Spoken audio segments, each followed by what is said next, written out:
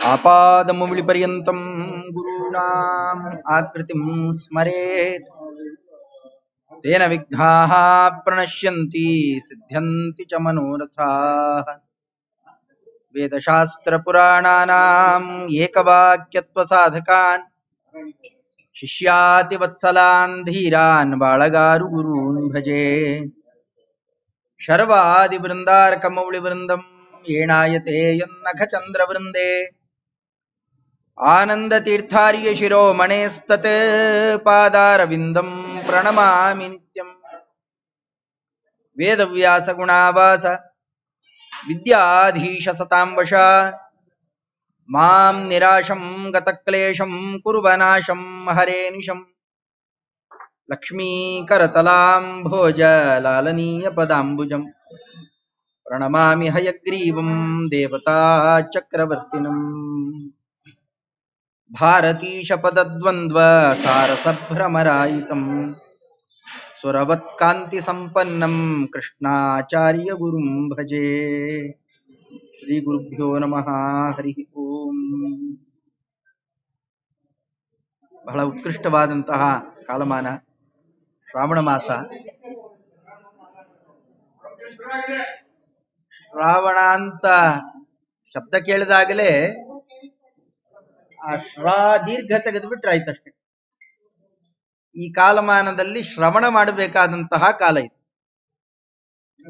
ಯಾಕೆಂದ್ರೆ ಬೇರೆ ಬೇರೆ ಕಾಲದಲ್ಲೆಲ್ಲ ಒಂದೊಂದೊಂದೊಂದು ಬೇರೆ ಬೇರೆ ಹೇಳಿದ್ದಾರೆ.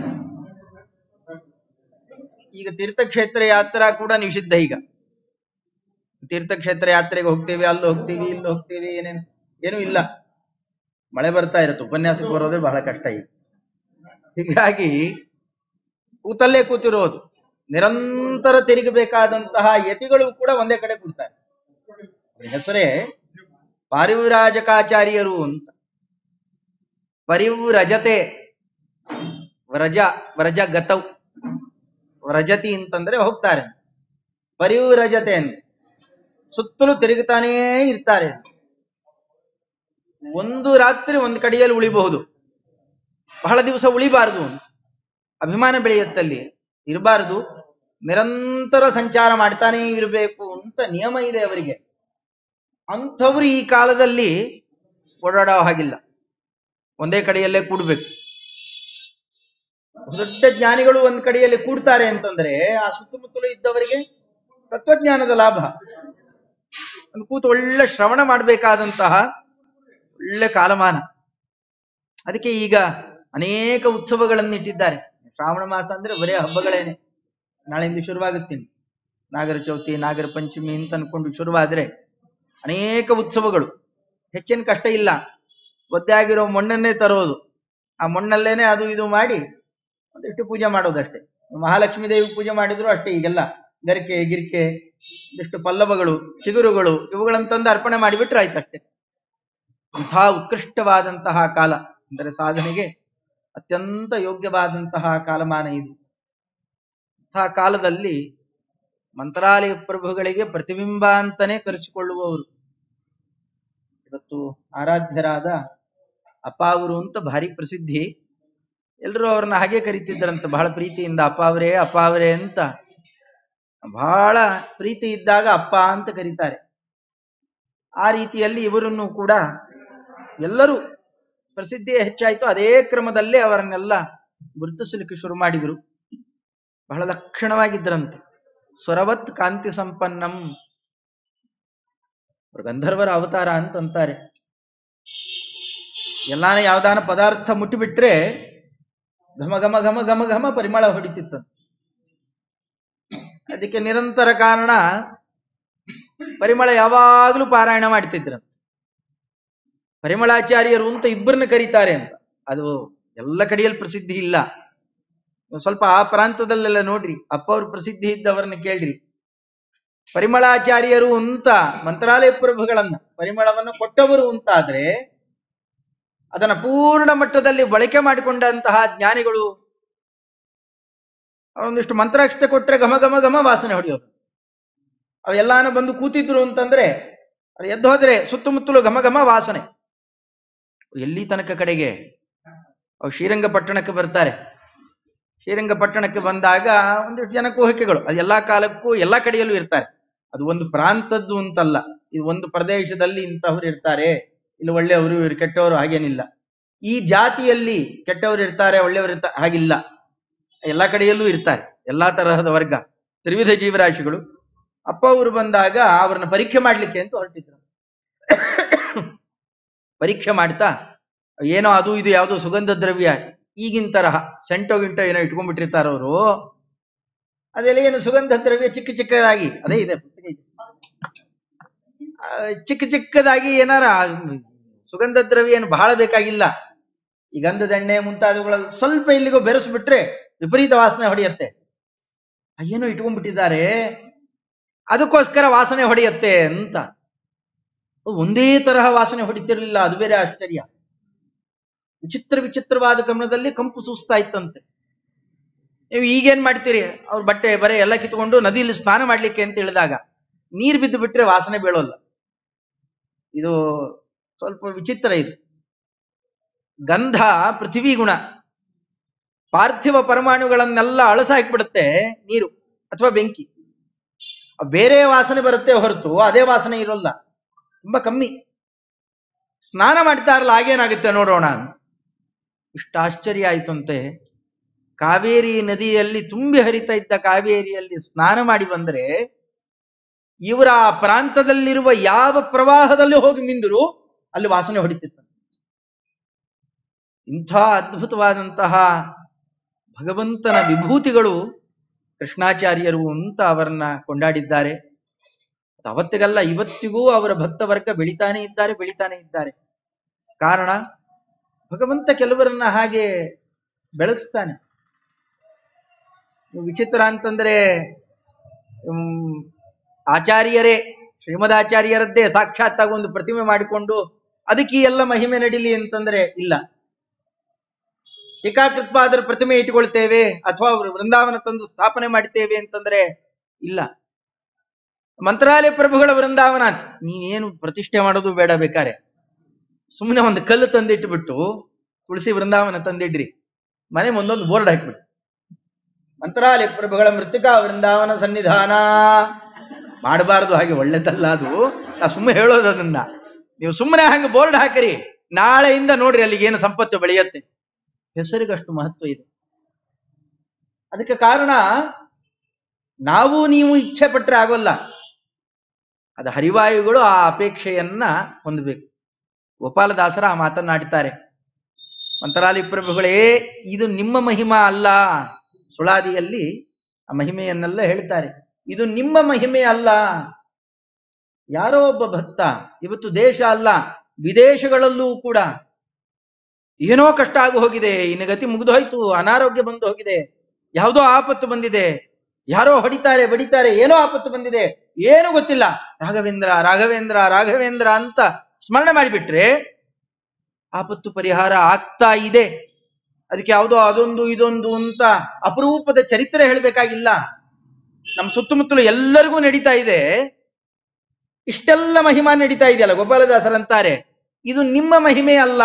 ಯಾಕೆಂದ್ರೆ ನೀವು ಆ ರೀತಿಯಾದ ಸಾಂಶರಲ್ಲ. ನೀವು ಅವ್ರ ಮೂಲ ರೂಪದಲ್ಲಿ ಸಾಂಶರಾಗಿರಬಹುದು, ಆದರೆ ಈಗ ರಾಯರು ಅಂತ ಏನಾಗಿ ಬಂದಿದ್ದಾರೆ, ರಾಘವೇಂದ್ರ ಸ್ವಾಮಿಗಳವರು ಅಂತ ಆ ರೂಪದಲ್ಲಿ ಮಾನುಷ ಶರೀರದಲ್ಲಿ ಬಂದವರು ಇವತ್ತು ಸಾಂಶರಾಗೋದು ಹೇಗೆ?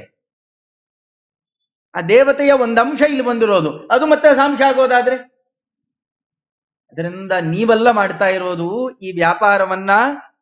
ನೀವು ಪ್ರತಿನಿತ್ಯ ಆರಾಧನೆ ಮಾಡ್ತೀರಲ್ಲ, ಆ ಭಗವಂತ ಮುಖ್ಯಪ್ರಾಣ ದೇವರು ನಿಮ್ಮ ರೂಪದಿಂದ ನಿಮ್ಮ ಹೆಸರಿನಿಂದಾಗಿ ನಿಮ್ಮಂತೆ ಸಂಚಲನ ಮಾಡ್ತಾ, ನಿಮ್ಮ ಹೆಸರು ಯಾರು ಹೇಳ್ತಾರೆ? ನನ್ನ ಭಕ್ತನ ಹೆಸರು ಹೇಳ್ತೀಯಾ? ನಿತ್ಯ ನನ್ನನ್ನು ಕೊಂಡಾಡ್ತಾ ಇದ್ದಾರೆ, ನನಗೆ ಬಹಳ ಪ್ರೀತಿ ಪಾತ್ರರು, ಅವ್ರ ಹೆಸರು ತಗೊಂಡಿದ್ಯಾ? ಅವ್ರ ರೂಪದಲ್ಲೇ ಒಲಿತೇನೆ ನೀನು.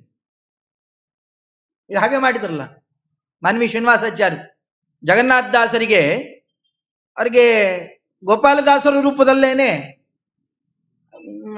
ಅವ್ರಿಗೆ ಬೆಟ್ಟದ ಮೇಲ್ ತನಕ ಹೋದ್ರು. ಪಾಪ ಬಹಳ ಕಷ್ಟ ಆಯ್ತು, ಪ್ರಾಣ ಹೋಯ್ತಂತೆ ಜಗನ್ನಾಥ ದಾಸರಿಗೆ. ಇನ್ನೂ ಜಗನ್ನಾಥ ದಾಸರ ಆಗಿಲ್ಲ ಮಾನ್ವಿ ಶ್ರೀನಿವಾಸಾಚಾರ್ಯ. ಆಗಿನ್ನೂ ಸ್ವಲ್ಪ ಆರೋಗ್ಯ ಬಂದಿದೆ ಅಷ್ಟೇ. ಗೋಪಾಲದಾಸರು ಭಕ್ರಿ ಕೊಟ್ಟಿದ್ರು. ಅವ್ರು ಭಕ್ರಿ ಕೊಟ್ಟಿದ್ದು ಯಾವಾಗ? ಭಾದ್ರಪದ ಮಾಸದಲ್ಲಿ. ಅವರ ಆರಾಧನೆ ಯಾವಾಗ ಬರುತ್ತೆ? ಪೃಷ್ಠಪದಿ ಮಧ್ಯದಲ್ಲಿ ಬರುತ್ತೆ. ಮುಗಿಸ್ಕೊಂಡ್ರು ತಕ್ಷಣ ಎಲ್ಲ ಬೆಟ್ಟ ಹತ್ತಿದ್ರು. ತಿಮ್ಮಪ್ಪನ ಉತ್ಸವ ನಡೆಯುತ್ತೆ, ನಾನು ಬರ್ತೇನೆ ಅಂದ್ರೆ ಇವರು ಹತ್ತು ಬಿಟ್ರು. ಹತ್ತೋ ಆಯಾಸದಲ್ಲಿ ಪ್ರಾಣ ಹೋಯ್ತು. ಬೆಟ್ಟದ ಮೇಲೆ ಹೋದ್ರು ಪ್ರಾಣ ಹೋಯ್ತು. ವಿಜಯದಾಸರು ತೊಡೆ ಮೇಲೆ ಹಾಕ್ಕೊಂಡ್ರಂತೆ. ತೊಡೆ ಮೇಲೆ ಹಾಕ್ಕೊಂಡು ಅನೇಕ ಪದ್ಯಗಳಿಂದ ಭಗವಂತನನ್ನ ಕೊಂಡಾಡ್ತಾರೆ. ಮತ್ತೆ ಬದುಕಿದರು ಅಂತ ಹಯವದನ ವಿಠಲರು, ಅಂದರೆ ವಿಜಯದಾಸರು ತಮ್ಮಂದಿರು, ಅವರದನ್ನು ಪ್ರತ್ಯೇಕ ಪದ್ಯ ಮಾಡಿ ಹೇಳ್ತಾರೆ. ನೀವು ಹೋಗ್ಬಿಟ್ಟಿದ್ರಿ ಆಚಾರ್ಯ, ನಮ್ಮ ಅಣ್ಣಂದರು ತೊಡೆ ಮೇಲೆ ಹಾಕೊಂಡು ಬದುಕಿಸಿದ್ರು, ಈಗ ನಿಮ್ಮಲ್ಲಿರುವ ಆಯುಷ್ಯ ಇದೆಯಲ್ಲ ಅದು ಭಾಗಣ್ಣದಾಸರದು, ಇದು ನಿಮ್ಮ ಆಯುಷ್ಯ ಅಲ್ಲ, ನಿಮ್ಮ ಆಯುಷ್ಯ ಹೋಯ್ತು ಅಂತ. ಅಷ್ಟೆಲ್ಲ ಆಗಿ ತಿಮ್ಮಪ್ಪನ ಬಳಿ ತನಕ ಬೆಟ್ಟದ ಮೇಲೆ ಹೋಗಿದ್ದಾರೆ, ದರ್ಶನಕ್ಕೆ ಹೋಗ್ಲಿಕ್ಕೆ ಆಗ್ತಾ ಇಲ್ಲ, ಅಷ್ಟು ಆಯಾಸ ಆಗಿದೆ. ದುಃಖ ಪಡ್ತಾ ಕೂತಿದ್ದಾಗ ಗೋಪಾಲದಾಸರು ಇಂಥ ದೊಡ್ಡ ತಾಂಬಾಣದ ತುಂಬ, ಈಗೆಲ್ಲ ದೊನ್ನೆ ಕಮ್ಮಿ ಆಗ್ಬಿಟ್ಟಿದೆ, ಈಗ ಮೊದಲೆಲ್ಲ ದೊಡ್ಡ ದೊಡ್ಡ ದೊನ್ನೆ ಇತ್ತು, ಅದ್ರ ತುಂಬಾ ಮೊಸರನ್ನ ಪೊಂಗಲ್ಲು ಎಲ್ಲ ಇಟ್ಕೊಂಡು ಬಂದ್ರಂತೆ. ಮುದ್ಗಾನ ಎಲ್ಲ ಹಿಡ್ಕೊಂಡು ಬಂದು ಕೊಡ್ತಾ ಇದ್ದಾರೆ. ಇಲ್ಲ, ಇನ್ನು ದೇವರ ದರ್ಶನ ಆಗಿಲ್ಲ, ನಾ ಹೇಗೆ ತೋಳ್ರಿ ಆಚಾರ್ಯ, ಇದು ವೆಂಕಟಾದ್ರೌ ಶುಚಿಕ್ಷೇತ್ರೆ ಅಶುಚಿ ದೋಷವನ ವಿದ್ಯತೆ, ಇಲ್ಲ ಅವೆಲ್ಲ ಏನೇನೇನೇನು ವಿಚಾರ ಮಾಡಿಬೇಡ್ರಿ, ಇಲ್ಲಿ ಮೊದಲು ಎಲ್ಲ ತಗೊಂಡ್ಬಿಡ್ರಿ, ಆಮೇಲೆ ದರ್ಶನ ಮಾಡಿ ಕೊಟ್ರಂತೆ. First class. ಆ ಊಟ ಬಿತ್ತು ನೋಡ್ರಿ, ಎಲ್ಲಿಲ್ಲದೆ ಚೈತನ್ಯ ಬಂದು ಹೋಯ್ತಂತೆ. ಅದು ಬಂದಿದ್ದು ಆಮೇಲೆ ಬರ್ತಾರೆ. ಮತ್ತೆ ಗೋಪಾಲದಾಸರು ಕೈಯಲ್ಲಿ ಇಷ್ಟೇ ಯಾರೋ ದೊನ್ನೆಯಲ್ಲಿ ಕೊಟ್ಟಿದ್ರು, ಹಿಡ್ಕೊಂಡ್ ಬಂದಿದ್ದಾರೆ. ಇಲ್ಲಿ ನೋಡಿದ್ರೆ ಇಂತಿಂತ ದೊನ್ನೆ ಇದ್ದಾವೆ. ಇದೇನು ಆಚಾರ್ಯ ಆಗೋಯ್ತಾನೆ ನಿಮ್ದಾಗ್ಲೇ ಪ್ರಸಾದ ಸ್ವೀಕಾರ ಅಂತ ನೀವೇ ತಂದು ಕೊಟ್ರಲ್ಲ ದಾಸರೇ. ನಾ ಎಲ್ಲಿ ತರ್ತೇನ್ರಿ, ಅಲ್ಲಿ ನೂಕು ನುಗ್ಗಲು ನಮ್ಗೆ ಇಟ್ಟು ಸಿಕ್ಕಿದ್ದೇ ಬಹಳ ದೊಡ್ಡದು, ನಮಗೆ ಇಲ್ಲ, ನಿಮ್ಗೆ ಯಾರು ಇಲ್ಲ, ನೀವೇ ಬಂದಿದ್ದೀರಿ ಕೇಳಿ ನಮ್ಮ ಅಕ್ಕಿಯನ್ನ. ಮನೆಯವ್ರನ್ನ ಕೇಳಿದ್ರೆ ಹೌದು ಅಂತಂತಾರ ಅವರು. ಅಲ್ಲಿ ಗೋಪಾಲದಾಸರೆಲ್ಲ ಬಂದಿದ್ದು ಸಾಕ್ಷಾತ್ ಭಗವಂತ. ವಿಜಯದಾಸರಿಗೆ ಬೀಜಾಕ್ಷರ ನಾಲಿಗೆ ಮೇಲೆ ಬರೆದದ್ದು ಪುರಂದರದಾಸರ ರೂಪದಲ್ಲಿ ಭಗವಂತನೇ. ಅಂದ್ರೆ ಅವರವರಿಗೆ ಅವರವರ ಆ ಗುರುಗಳ ರೂಪದಿಂದಾಗಿ ಅಂತರ್ಯಾಮಿಯಾದ ಶ್ರೀಹರಿ ಯಾವಾಗಲೂ ಇರ್ತಾನೆ, ರಕ್ಷಣೆ ಮಾಡಿಯೇ ಮಾಡ್ತಾನೆ. ಅಪ್ಪ ಅವರ ಕಟ್ಟೆ ಇಬ್ರಾಂಪುರ ಮಂತ್ರಾಲಯದ ಹತ್ರ ಇರೋದು. ನೀವಿಲ್ಲೆಲ್ಲೋ ಕುತ್ಕೊಂಡು ಒಂದು ಫೋಟೋ ಹೇಳ್ಕೊಂಡು ಒಂದಷ್ಟು ಅದು ಇದು ಮಾಡಿದರೆ ಅಪ್ಪ ಅವ್ರಿಗೆ ಗೊತ್ತಾಗುತ್ತೇನ್ರಿ? ಅದು ನೀವಿಲ್ಲಿ ಮಾಡ್ತೀರಲ್ಲ, ಸಾರ್ಥಕ ಆಗುತ್ತಾ ಅದು?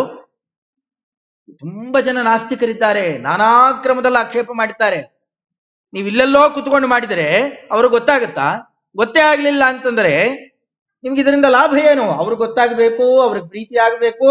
ಒಳ್ಳೇದ್ ಮಾಡ್ತಾ ಇದ್ದೀರಪ್ಪ, ನಿಮಗೂ ಒಳ್ಳೇದಾಗ್ಲಿ, ಭಗವಂತನಲ್ಲಿ ಅವ್ರು ಕೇಳ್ಕೊಳ್ಬೇಕು, ಹರಿಸ್ಬೇಕು, ಎಲ್ಲ ಆಗತ್ತೆ ಇದೆಲ್ಲ.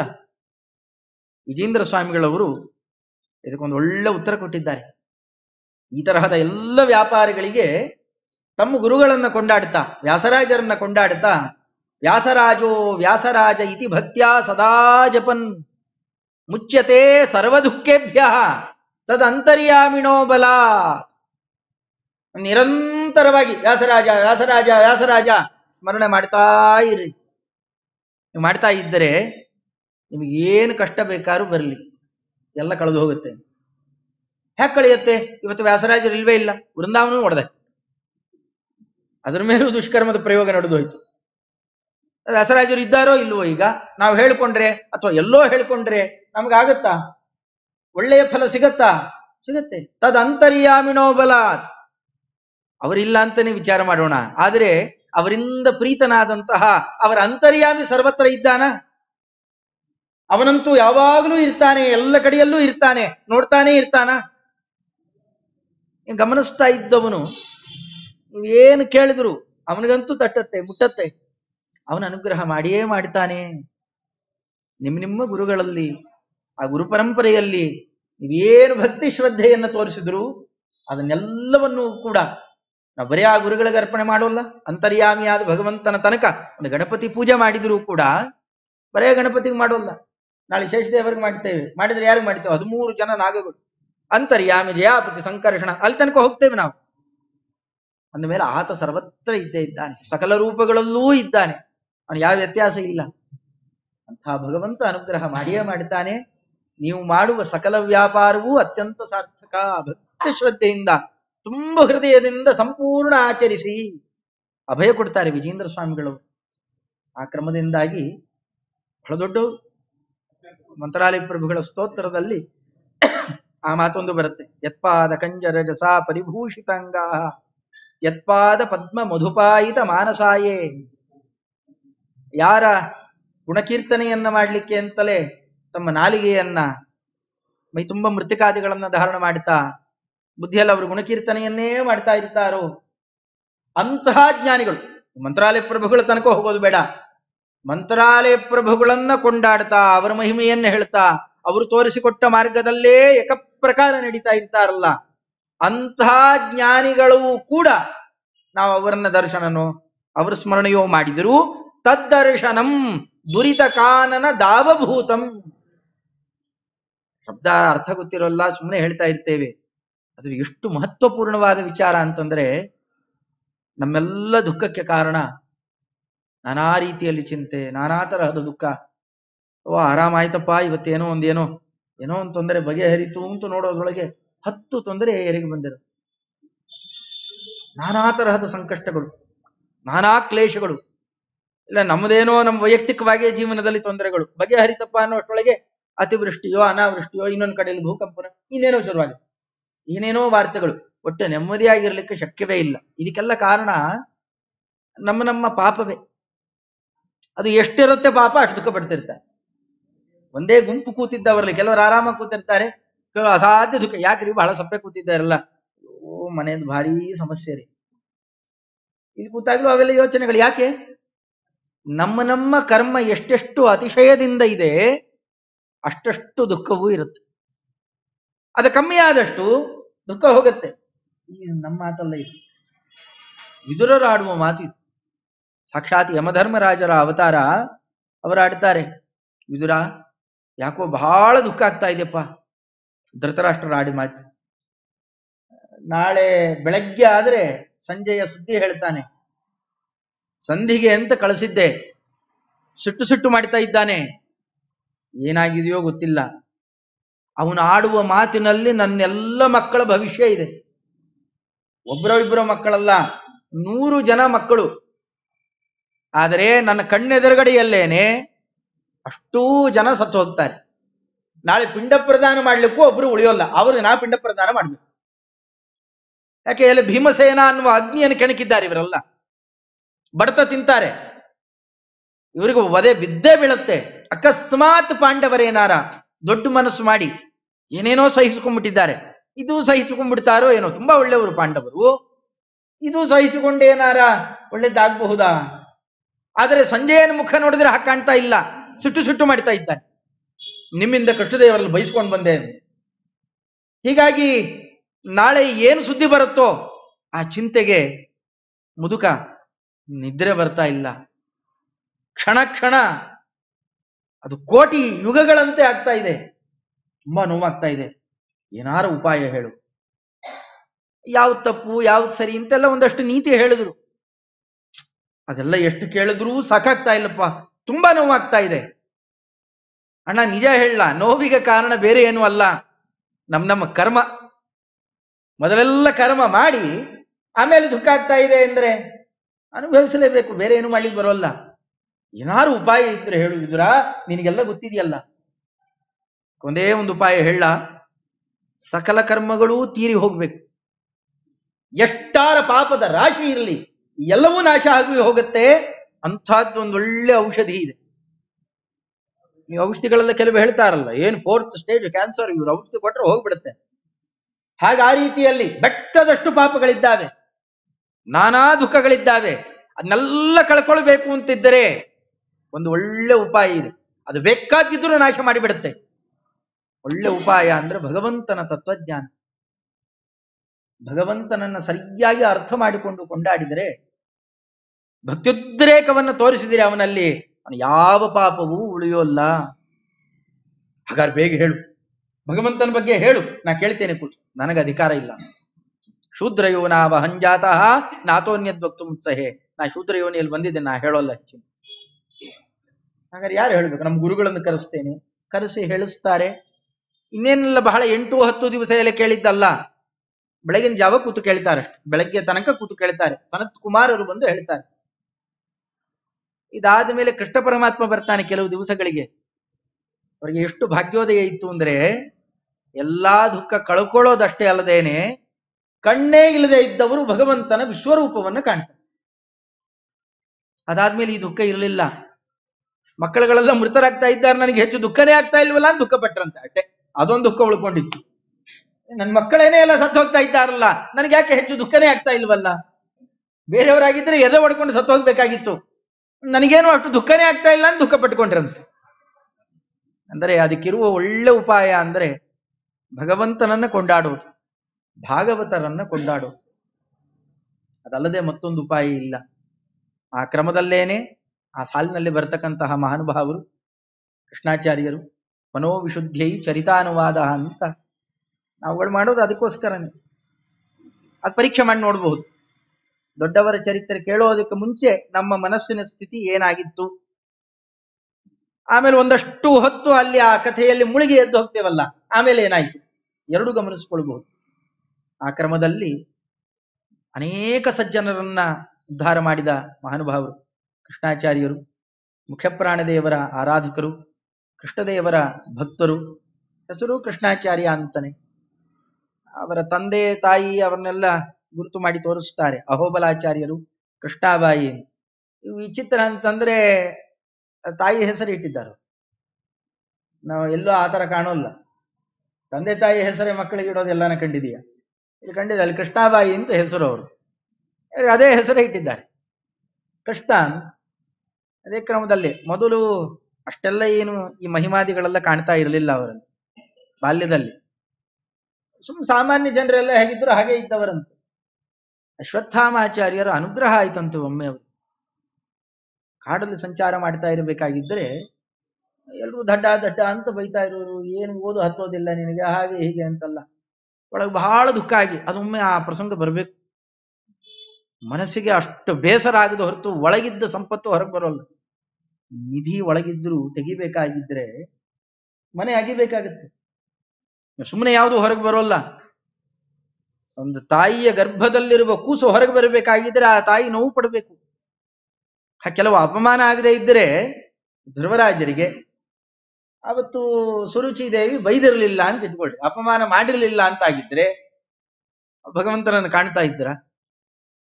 ಕೆಲವು ಆ ಪ್ರಸಂಗ ತರ್ತಾನೆ. ಹಾಗೇನೆ ಇವ್ರಿಗೂ ಇವರು ಸುತ್ತಮುತ್ತಲಿನವರೆಲ್ಲ ಸ್ವಲ್ಪ ನಿಂದೆ ಮಾಡೋರಂತ. ತುಂಬಾ ನೊಂದುಕೊಂಡು ಹೋಗಿ ಪ್ರಾಣದೇವರ ಗುಡಿಯಲ್ಲಿ ಪ್ರಾಣದೇವರನ್ನ ಪ್ರಾರ್ಥನೆ ಮಾಡ್ತಾ ಇದ್ದಾಗ ಮುದುಕರು ಅವ್ರ ಹೆಸರು ಹೇಳ್ಕೊಂಡ್ರಂತೆ. ಹೆಸರು ಹೇಳ್ಕೊಂಡಿದ್ದರಿಂದ ಗೊತ್ತಾಗ್ಬೇಕು. ಒಳ್ಳೆ ಲಕ್ಷಣ ಸಂಪನ್ನರು, ಎತ್ತರ ಇದ್ದರಂತೆ, ಬ್ರಹ್ಮಚಾರಿ, ಗಡ್ಡ ಗಿಡ್ಡ ಎಲ್ಲ ಕಟ್ಕೊಂಡ್ಬಿಟ್ಟು ತಲೆ ಮೇಲೆ ಶಿಖಾಬಂಧನ ಮಾಡಿಕೊಂಡಿದ್ದರಂತೆ, ಲಕ್ಷಣ ಸಂಪನ್ನರು.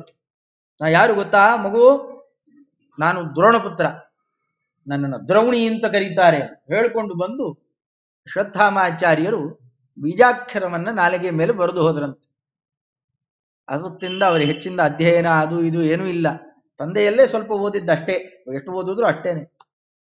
ಮಾರನೇ ದಿವಸದಿಂದಾಗಿ ಪರಿಮಳ ಪಾಠ ಹೇಳಲಿಕ್ಕೆ ಶುರು ಮಾಡಿದ್ರಂತೆ. ಬರೀ ಸುಧಾ ಅಲ್ಲ, ಸುಧಾ ಗ್ರಂಥವನ್ನು ಅಷ್ಟೋ ಇಷ್ಟೋ. ಇವತ್ತು ಸುಧಾ ಗ್ರಂಥ ಪಾಠ ಹೇಳೋರು ತುಂಬಾ ಜನ ಸಿಗ್ತಾರೆ. ಆ ಕನ್ನಡ ಪುಸ್ತಕ ಅದು ಇದು ಬಂದ್ಬಿಟ್ಟಿದೆ, ನೋಡ್ಕೊಂಡು ಶಬ್ದ ಶಬ್ದ ಅರ್ಥ ಅಷ್ಟೋ ಇಷ್ಟೋ ಹೇಳ್ಬಹುದು ಒಂದೇ ಒಂದು ವಾಕ್ಯಕ್ಕೆ. ಅದು ಇಡೀ ಸುಧಾ ಗ್ರಂಥದಲ್ಲಿ ಯಾವ್ದಾನ ಒಂದು ವಾಕ್ಯ. ಸುಮ್ಮನೆ ಮೊದಲು ಶ್ರೇಯಪತ್ಯೇ ಶುರು ಮಾಡಿದರೆ, ಶ್ರೇಯಪತ್ಯೇ ನಿತ್ಯಾಗಣಿತ ಶುರು ಮಾಡಿಕೊಂಡು ಹರೇ ನಮಃ ಅಂತಿದೆ. ನಮೋ ಶೇಷಾಂನಾಯ ಸ್ಮೃತಿ ಹೃದಯ ದೀಪ್ತಾಯ ಹರಯೇ ಅಂತ. ಅಲ್ಲಿ ಶ್ರೇಯಪತ್ಯ ಅನ್ನುವ ಶಬ್ದ ವಿಶೇಷವಾಚಕ ಶಬ್ದನೋ ಅಥವಾ ಹರಯೇ ಅನ್ನೋದು, ಹರಯೇ ನಮಃ ಅನ್ಬೇಕು, ಶ್ರೇಯಪತ್ಯೇ ನಮಃ ಅನ್ಬೇಕು. ಈ ಮೊದಲನೇದ್ದು ಆರಂಭದ ಹೆಜ್ಜೆ ಗೊತ್ತಾಗೋಲ್ಲ. ವಿಚಿತ್ರವಾದ ಕ್ರಮದಲ್ಲಿದೆ. ಸ್ಥೇಮ ಅನ್ನುವ ಶಬ್ದ ಸ್ಥಿತಿಯನ್ನ ಮೇಲ್ನೋಟಕ್ಕೆ ಹೇಳೋದೇ ಇಲ್ಲ. ಜಗಜ್ಜನ್ಮ ಸ್ಥೇಮ ಪ್ರಯ ರಚನಾಶೀಲ ವಪುಷೇ. ವಿಚಿತ್ರ ಇದೆ. ಆರಂಭನೆ ಹೀಗಿದೆ. 4 ಶಾಸ್ತ್ರಗಳ ಪರಿಚಯ ಇರಬೇಕು. ನಾವು ಶಾಸ್ತ್ರ ಅಂದ್ರೆ ಯಾವುದು ಅಂತ ಗೊತ್ತಿರೋಲ್ಲ. ದೊಡ್ಡ ಜ್ಞಾನಿಗಳೊಬ್ಬರು ಚೆನ್ನಾಗಿ ಬೈದು ಬಿಟ್ಟಿದ್ದಾರೆ. ಕಲಿಕಾಲಸ್ಯ ಮಹಿಮಾ. ಏನು ಕಲಿಕಾಲದ ಮಹಿಮೆ? ಇವತ್ತು ಯಾರು ಬೇಕಾಗಿದ್ರು ಹೇಳ್ತಾರೆ, ಏನು ಬೇಕಾದ್ರೂ ಹೇಳ್ತಾರೆ. ಸುಧಾದಿ ಗ್ರಂಥಗಳನ್ನು ಯಾರು ಬೇಕಾದ್ರೂ ಹೇಳ್ತಾರಪ್ಪ, ಇವತ್ತು ಇದು ಕಲಿಯುಗದ ಮಹಿಮೆ ಅಂತಂದಿದ್ದ. ಅಷ್ಟು ಸುಲಭ ಅಲ್ಲ. ಅಂಥದ್ದು ಮಂತ್ರಾಲಯ ಪ್ರಭುಗಳ ಗ್ರಂಥ ಅಂತಂದ್ರೆ ಅದು ಸಾಮಾನ್ಯ ಅಲ್ಲ. ವಾಗ್ದೇವತಾ ಸರಿತ. ಬೇರೊಬ್ಬರು ಯಾರೋ ನಮ್ಗೆ ಅರ್ಥ ಆಗಿದ್ದನ್ನ ಒಂದು ಶಬ್ದಕ್ಕೆ ಒಂದು ಅರ್ಥ ಏನಿದೆ ಅಂತ ಕೋಶನೋ ಗೀಶನೋ ನೋಡಿಕೊಂಡು ಅಥವಾ ಗುರುಗಳು ಯಾರೋ ಹೇಳಿದ್ದನ್ನ ಒಂದು ಟಿಪ್ಪಣಿ ಅಂತ ಸುಮ್ಮನೆ ನಾವು ಯಾವ್ದಾನ ಉಪನ್ಯಾಸ ಕೇಳಬೇಕಾಗಿದ್ರೆ ನೋಟ್ಸ್ ಅಂತ ಮಾಡಿಕೊಳ್ತೇವೆ. ಹಾಗೆ ಸುಮ್ಮನೆ ಅಲ್ಲಿ ಇಲ್ಲಿ ಗೀಚಿಕೊಂಡಿದ್ದಲ್ಲ. ಮಂತ್ರಾಲಯ ಪ್ರಭುಗಳಿಗೆ ನೀರೇ ಅಲ್ಲಿ ಬರಬೇಕು. ಆ ಸ್ಥಾನಕ್ಕೆ ಮತ್ತೊಬ್ಬರು ಅರ್ಹರಲ್ಲ. ಯಾರ್ಯಾರು ಅಲ್ಲ, ವಿದ್ಯಾದೇವಿ ಸಾಕ್ಷಾತ್ತಾಗಿ ಬಂದು ಹೇಳ್ತಾಳೆ, ನೀ ಅಲ್ಲಿ ಬಂದು ಕೂಡಬೇಕು. ಯಾಕಪ್ಪ ವೆಂಕಟನಾಥ, ನನ್ನ ಸೇವೆ ಮಾಡಲು ಅಲ್ಲೆಯಾ? ನಿನಗದು ಬೇಡ ಅಂತ ಆಗಿದೆಯಾ? ನಿಮ್ ಗುರುಗಳು ಸುಧೀಂದ್ರ ಸ್ವಾಮಿಗಳವರು ಅಷ್ಟೇ ಹೇಳಿದ್ರು ಕೂಡ ಒಲ್ಲೆ ಅಂತಂತೀಯಲ್ಲ, ಯಾಕೆ ನನ್ನ ಸೇವೆ ಮಾಡೋಲ್ಲ? ಆಚಾರ್ಯಾಣಾಂ ಕರ್ಮಠಾನಾಂ ಮಠಾನಾಂ ಎಷ್ಟು ಮಾತಾಡಿದ್ದಾಳೆ ಸರಸ್ವತಿ ದೇವಿ ಆ ಕಾಲಕ್ಕೆ. ಅದು ಹೇಳಿದ ಮೇಲೆ ಒಂದು ಮಾತಾಡದೆ ಆಮೇಲೆ ಬಂದು ಆ ಸ್ಥಾನದಲ್ಲಿ ಕೂತ ಮೇಲೆ ಗ್ರಂಥ ರಚನೆ. ಅಲ್ಲಿ ತನಕ ಗ್ರಂಥ ರಚನೆ ಇಲ್ಲ. ವೆಂಕಟನಾಥಾಚಾರ್ಯ ಮೊದಲು ಬರೆದಿದ್ದು ಒಂದೇ ಗೂಢಾರ್ಥ ದೀಪಿಕಾ ಅಂತ, ಅಣುಮಧ್ವ ವಿಜಯಕ್ಕೆ ಒಂದು ಚಿಕ್ಕ ವ್ಯಾಖ್ಯಾನ ಬರೀತಾರೆ. ಅದಾದ ಮೇಲೆ 52ಕ್ಕೂ ಹೆಚ್ಚು ಗ್ರಂಥಗಳೇನಿದ್ದಾವೆ. ಎಂತೆಂಥ ಗ್ರಂಥರಾಶಿ. ವಾಗ್ದೇವಿ ಒಳಗೆ ನಿಂತು ಅನುಗ್ರಹ ಮಾಡಿ ಬರೆಸಿದ್ರು. ಹೀಗಾಗಿ ವಿಚಿತ್ರ ಅಂದ್ರೆ ಇವತ್ತಿಗೂ ಕೂಡ ಅವರದ್ದೇ ಹಸ್ತಲಿಖಿತಗಳು ಸಿಗ್ತಾವೆ ನಂದಿನಾಗಿರಿ ಲಿಪಿಯಲ್ಲಿ. ರೇಖಾಟಿ ಗ್ರಂಥಗಳನ್ನೆಲ್ಲ ಇನ್ನೂ ಸಂರಕ್ಷಣೆ ಮಾಡಿದ್ದಾರೆ. ಭಾಟ ಸಂಗ್ರಹಾದಿಗಳನ್ನೆಲ್ಲ ನೋಡಬಹುದು. ಒಂದಕ್ಷರವನ್ನ ಎಲ್ಲಾದರೂ ಕೂಡ ಅಳಿಸಿದ್ದು ಅಂತಂದ್ರೆ ಈಗಿನಂತೆ ಇಲ್ಲ. ಹಿಂದೆಲ್ಲ ಹೀಗೆ ಕಾಟ್ ಹಾಕೋದು ಅಂತ ಹೊಡೆದಾಕ್ಬಿಡ್ತಾರೆ ಲಿಪಿಯನ್ನ. ಹಿಂದೆ ಹಾಗೆ ಮಾಡ್ತಿರ್ಲಿಲ್ಲ. ಕಾಕಮಾರ್ಜನ ಹಂಸಮಾರ್ಜನ ಅಂತಲ್ಲ, ಅದ್ರ ಮೇಲೆ ಗಂಧಗಿಂದ ಹಚ್ಚಿಬಿಡೋದು ಅಥವಾ ಅರ್ಶನ ಹಚ್ಚೋದು, ಅಥವಾ ಕೆಳಗಡೆಯಲ್ಲಿ ಒಂದು ಸುಮ್ಮನೆ ಗೀಟ್ ಹಾಕೋದು. ಈ ಅಕ್ಷರ ತಪ್ಪಾಗಿದೆ ಇಲ್ಲಿ, ಪಕ್ಕಕ್ಕೆಲ್ಲ ಜಾಗ ಇರುತ್ತೆ ಅಂತಹ ಕಡೆಯಲ್ಲಿ ಬರ್ಕೊಳ್ಳೋದು. ಆ ಅಕ್ಷರಕ್ಕೆ ಅಪಚಾರ ಮಾಡ್ತಿರ್ಲಿಲ್ಲ, ಆ ಲಿಪಿಗೆ ಅಪಚಾರ ಮಾಡ್ತಿರ್ಲಿಲ್ಲ. ಇವತ್ತು ಅದರ ಪರಿಜ್ಞಾನವೇ ಇಲ್ಲ. ಇವತ್ತು ಪಾಶ್ಚಾತ್ಯ ಸಂಸ್ಕೃತಿ. ಇವತ್ತು ಗೀಟ್ ಹಾಕ್ಬಿಡೋದು, ಗಚ ಗಚ ಗಚ ಅದನ್ನ ತಿದ್ದು ಬಿಡೋದು, ಇವೆಲ್ಲ ಮಾಡಬಾರ್ದು. ಇದನ್ನ ಆ ಲಿಪಿಗಳಲ್ಲೆಲ್ಲ ಅಭಿಮಾನಿ ದೇವತೆಗಳಿರ್ತಾರೆ. ಅದನ್ನ ಕಾಣ್ತಾ ಇದ್ದವರು ವಿದ್ಯಾದೇವಿಯ ವರಪುತ್ರರವರು. ಅಂಥವರು ರಚನೆ ಮಾಡಿ ಕೊಟ್ಟಿದ್ದಾರಲ್ಲ, ಅದು ನ್ಯಾಯಸುಧೆಯ ಕಂಪು ಪರಿಮಳ. ಇನ್ನೆಷ್ಟು ಮಹತ್ವಪೂರ್ಣ ಇರಬೇಕದು. ಸಕಲ ಪುರುಷಾರ್ಥಗಳನ್ನು ನಮಗೆ ಕೊಡುವಂತಹ ಅದ್ಭುತ ಗ್ರಂಥ. ಅದನ್ನ ಎಲ್ಲರೂ ಎಷ್ಟು ಬಳಕೆ ಮಾಡಿಕೊಳ್ತಾರೆ ಗೊತ್ತಿಲ್ಲ. ಅದನ್ನ ಪೂರ್ಣ ಬಳಕೆ ಮಾಡಿಕೊಳ್ಳಿಕ್ಕೆ ಒಳ್ಳೆ ಅಧಿಕಾರಿಗಳು ಅಂತಂದ್ರೆ ಕೃಷ್ಣಾಚಾರ್ಯರು. ನಿರಂತರ ಅದನ್ನ ಪಾರಾಯಣ ಮಾಡಬೇಕು. ಆ ಪಾರಾಯಣ ಮಾಡಿದ್ದರ ಸಂಪತ್ತು ಎಷ್ಟಿತ್ತು ಅಂತಂದ್ರೆ ಆ ತೇಜಸ್ಸು ಹೊರಹೊಮ್ಮುತ್ತಾ ಇತ್ತಂತೆ. ಅದೇ ಪರಿಮಳ ರೂಪದಿಂದಾಗಿ, ಒಳ್ಳೆಯ ಸುಗಂಧ ರೂಪದಿಂದಾಗಿ ಹೊರಹೊಮ್ಮೋದು. ಇದರ ಮೇಲೆ ಅಂತರಂಗದಲ್ಲಿ ಅವರು ಪ್ರತಿನಿತ್ಯ ಮಾಡ್ತಾ ಇದ್ದಿದ್ದು ಗಾಯತ್ರಿ ಮಂತ್ರದ ಜಪ. ಆ ಗಾಯತ್ರಿ ಮಂತ್ರದ ಜಪದ ಸಿದ್ಧಿ ಎಷ್ಟು ಅಂತಂದ್ರೆ ಅದು ಬೇಕಾದ್ದು ಬಂದು ಕೇಳಿ ಅದು ಗೊತ್ತಾಗ್ತಿತ್ತಂತೆ. ಇವರೊಬ್ಬರೇ ಅಲ್ಲ, ಗೋಪಾಲದಾಸರು, ಜಗನ್ನಾಥದಾಸರು, ಇವರದೆಲ್ಲ ದೊಡ್ಡ ದೊಡ್ಡವರ ಚರಿತ್ರೆ ಕೇಳಿದರೆ ಯಾವ್ದ್ಯಾವ್ದೋ ಮಂತ್ರ ಏನೇನೋ ಮಾಡಿ ಗುಡ್ಡಕ್ಕೆ ಹೋಗಿ ತಪಸ್ ಮಾಡಿ ಏನೂ ಅಲ್ಲ, ಗಾಯತ್ರಿ ಮಂತ್ರದ ಸಿದ್ಧಿ. ನಮ್ಮಲ್ಲಿ ಯಾರು ಮಾಡೋದೇ ಇಲ್ಲ ಈಗ. ತುಂಬಾ ದುರಂತ. ಹೊತ್ತಿಗೆ ಮಾಡಬೇಕು, ಕನಿಷ್ಠ ಪಕ್ಷ 10-16 ಮಾಡಬೇಕು, 3 ಹೊತ್ತು. ಇಲ್ಲಪ್ಪ ಆ ಸಮಯದಲ್ಲಿ ಎಲ್ಲೋ ಕೆಲಸಕ್ಕೆ ಹೋಗಿರ್ತೇವೆ ಅಂತಂದ್ರೆ ಮಧ್ಯಾಹ್ನದ್ದು ಬೆಳಗ್ಗೆನೋ ಸಂಜೆನೋ ಮಾಡ್ಲಿಕ್ಕೇ ಬೇಕು. 3 ಹೊತ್ತು ಗಾಯತ್ರಿ ಜಪವನ್ನ ಬಿಡ್ಲೇಬಾರದು. ಕನಿಷ್ಠ ಪಕ್ಷ 10 ಅಂತ ಕೊಟ್ಟರು. ಸಹಸ್ರ ಪರಮಾಂ ದೇವಿ ಶತಮದ್ಯಾಂ ದಶಾವರಾಂ. ಪ್ರತಿ ನಿತ್ಯ ಅಷ್ಟು ಜಪ ಮಾಡ್ಲಿಕ್ಕೇ ಬೇಕು. ಆ ಮಹತ್ವ ಬುದ್ಧಿನೇ ಇಲ್ಲ ನಮಗೆ. ಅದೇನು ಅಂತ ಅನ್ನೋದು ಪರಿಚಯ ಇಲ್ಲ, ಸರಿಯಾದ ಉಚ್ಚಾರಣೆ ಇಲ್ಲ, ಅದು ಕಳ್ಕೊಂಡಿದ್ದೇವೆ. ಏನು ಮಾಡೋದು ಬೇಡ. ಹೊತ್ತಿಗೆ ಗಾಯತ್ರಿ ಜಪವನ್ನ ಸರಿಯಾಗಿ ಮಾಡ್ತಾ ಇದ್ದರೆ ಅವನನ್ನ ಯಾರೂ ದರ್ಶನ ಮಾಡ್ಲಿಕ್ಕೆ ಆಗೋಲ್ಲ. ಮೂಲಭೂತವಾದದ್ದು ನಾವು ಅದೇ ಕಳ್ಕೊಂಡ್ಬಿಟ್ರೆ. ಅದಕ್ಕೆ ಅವರ ಚರಿತ್ರೆಯಲ್ಲಿ ಯೋಗಿ ನಾರಾಯಣಾಚಾರ್ಯರು ಅಂತ ದೊಡ್ಡ ಯೋಗಿಗಳು, ದೊಡ್ಡ ದೊಡ್ಡ ಸಾಧಕರು, ದೊಡ್ಡ ದೊಡ್ಡ ತಪಸ್ವಿಗಳು ಅವರ ಶಿಷ್ಯರಿದ್ದಾರೆ. ಸ್ವಾಮಿರಾಯಾಚಾರ್ಯರು, ಯೋಗಿ ನಾರಾಯಣಾಚಾರ್ಯ ಮುಂತಾದವರೆಲ್ಲ ಶಿಷ್ಯರುಗಳೇ ಎಂತೆಂಥ ಜ್ಞಾನಿಗಳು, ಎಂತೆಂಥ ಮಹತ್ವಪೂರ್ಣರು ಅಂತಾದರು. ಆ ಯೋಗಿ ನಾರಾಯಣಾಚಾರ್ಯ, ಸ್ವಾಮಿರಾಯಾಚಾರ್ಯ ಅಂದ್ರೆ ಯಾರಿಗೂ ಗೊತ್ತಾಗೋಲ್ಲ. ಗುರು ಜಗನ್ನಾಥದಾಸರು ಅಂದ್ರೆ ಎಲ್ರಿಗೂ ಗೊತ್ತಾಗಬಹುದು. ತೂಗೀರೆ ರಾಯರ, ತೂಗೀರೆ ಗುರುಗಳ ಹಾಡು ಮಾಡಿದ್ದಾರಲ್ಲ. ಮಂತ್ರಾಲಯ ಪ್ರಭುಗಳ ಅವಿಚ್ಛಿನ್ನ ಭಕ್ತಿ. ಎಷ್ಟು ಹಾಡುಗಳು ಮಾಡಿಬಿಟ್ಟಿದ್ದಾರೋ, ಎಷ್ಟು ಸ್ತೋತ್ರ ಮಾಡಿಬಿಟ್ಟಿದ್ದಾರೋ, ಅದು ನಮಗೆ ಇವತ್ತಿಗೂ ಇನ್ನೂ ಹುಡುಕ್ತಾನೆ ಇದ್ದಾರೆ. ಅಷ್ಟು ರಾಶಿ ಮಾಡಿದವರು. ಅವರು ಅಪ್ಪ ಅವರ ಅನುಗ್ರಹದಿಂದ ಹುಟ್ಟಿ ಬಂದವರು. ಅಪ್ಪ ಅವರ ಅನುಗ್ರಹದಿಂದ, ಅಪ್ಪ ಅವರ ಸ್ನೇಹಿತರ ಮಕ್ಕಳವರು. ಅವರು ವೆಂಕಟಗಿರಿ ಆಚಾರ್ಯರು ಅಂತನ್ನುವರು ಆ ಕಾಲಕ್ಕೆ ಬಂದಾಗ ಸಲಿಗೆ ಇತ್ತಂತೆ. ಅವ್ರು ಇವನ ಅಣ್ಣ ಅಣ್ಣ ಅಂತ ಕರೆಯೋರಂತೆ. ಬಹಳ ದಿವಸ ಆಗಿ ಹೋಗಿದೆ, ಮಕ್ಕಳಾಗಿಲ್ಲದೆ ಇದ್ದಾಗಿಲ್ಲಿ ಬಂದು ಇವರದೆಲ್ಲ ಅಪಾರ ಮಹಿಮೆ ಎಲ್ಲ ಕಡೆಯಲ್ಲೇ ಹರಡ್ತಾ ಇದೆ. ಒಂದು ಜಿಲ್ಲೆ ಅಲ್ಲ ಇವರದ್ದು.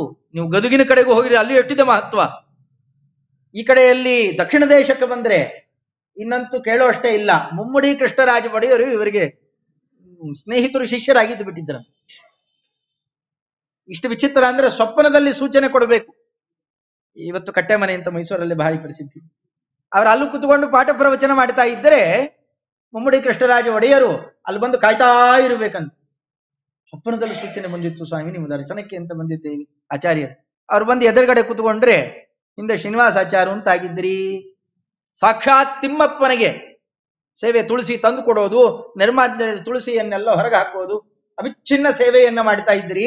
ಭಗವಂತ ಅತ್ಯಂತ ಪ್ರೀತನಾಗಿ ಅವನ ರಾಜವೈಭವವನ್ನೆಲ್ಲ ನೋಡ್ತಾ, ಏನು ಭಗವಂತ ಚಕ್ರವರ್ತಿ ಮೆರೆದ ಹಾಗೆ ಮೆರಿತಾನೆ, ಏನು ಸಂಪತ್ತು ಅಂತ ಪ್ರತಿನಿತ್ಯ ಅದನ್ನು ಚಿಂತನೆ ಮಾಡ್ತಾ ಇದ್ದರಂತೆ. ತುಳಸಿ ದಳ ಎಲ್ಲ ತೆಗೆದು ಹಾಕುವ ಹೊತ್ತಿಗೆ ರಾಜಮುದ್ರಿಕೆ, ತಿಮ್ಮಪ್ಪನ ರಾಜಮುದ್ರಿಕೆ ಶ್ರೀನಿವಾಸ ಅದರ ಮೇಲೆ ರಾಜಮುದ್ರಿಕೆ ಅಂತಂದ್ರೆ ಆ ಹೆಸರೇ ಇರುತ್ತೆ, ವಿಪರೀತ ಇರುತ್ತೆ. ನೀವು ಯಾವ್ದರ ಮೇಲಾರ ಅದನ್ನು ಒತ್ತಿದ್ರೆ ಅದು ನೆಗೆಟಿವ್ ಇರುತ್ತೆ. ನೀವು ಅದನ್ನು ಒತ್ತಿದ್ರೆ ಏನಾಗುತ್ತೆ, ಸರಿಯಾಗಿ ಹೆಸರು ಬರುತ್ತೆ. ನಾವು ಹಾಕೊಳ್ಳುವ ನಾರಾಯಣ ಮುದ್ರೆ ಇದ್ದಂತೆ. ನಾವು ನಾರಾಯಣ ಮುದ್ರೆ ಹಾಕೋತೀವಲ್ಲ, ಅದು ಒತ್ತದ ಮೇಲೆ ನಾರಾಯಣಾಯ ನಮಃ ಅಂತ ಕಾಣುತ್ತೆ ನಮಗೆ. ಆ ಕ್ರಮದಲ್ಲೇ ರಾಜಮುದ್ರಿಕೆ ಬಂದಿದೆ. ಇವತ್ತು ಪುಸ್ತಕದಲ್ಲೆಲ್ಲ ಬೇರೆ ರೀತಿಯಲ್ಲಿದೆ. ಅಂತರಂಗ ಭಕ್ತರು ನನಗೆ ಹೇಳಿದ ಕಥೆ ಅದು. ಆ ಮುದ್ರಿಕೆಯನ್ನು ನೋಡಿದಾಗ ಇವ್ರಿಗೆ ಸ್ವಲ್ಪ ಆಸೆ ಆಯ್ತಂತ. ಇಷ್ಟು ದಪ್ಪ ಇದೆಯಲ್ಲ, ನಮ್ ಬೆರಳಿಗೆ ಸಾಲತ್ತಾ ಇಲ್ಲೋ ನೋಡೋಣ ಅಂತ ಸುಮ್ಮನೆ ಬೆರಳು ತೂರಿಸಿ ತೆಗೆದ್ರಂತ. ಅಷ್ಟು ತೆಗೆದಿದ್ದ ಅಷ್ಟೇ. ಅದಕ್ಕೆ ಇವತ್ತು ದೊಡ್ಡ ರಾಜರಾಗಿ ಮೆರಿತಾ ಇದ್ದೀರಿ. ಇದು ಶ್ರೀನಿವಾಸ ದೇವರು ನಿಮಗೆ ಮಾಡಿದ ಅನುಗ್ರಹ ಅಂತ ಅವ್ರಿಗೆ ಹೇಳಿದ್ದು.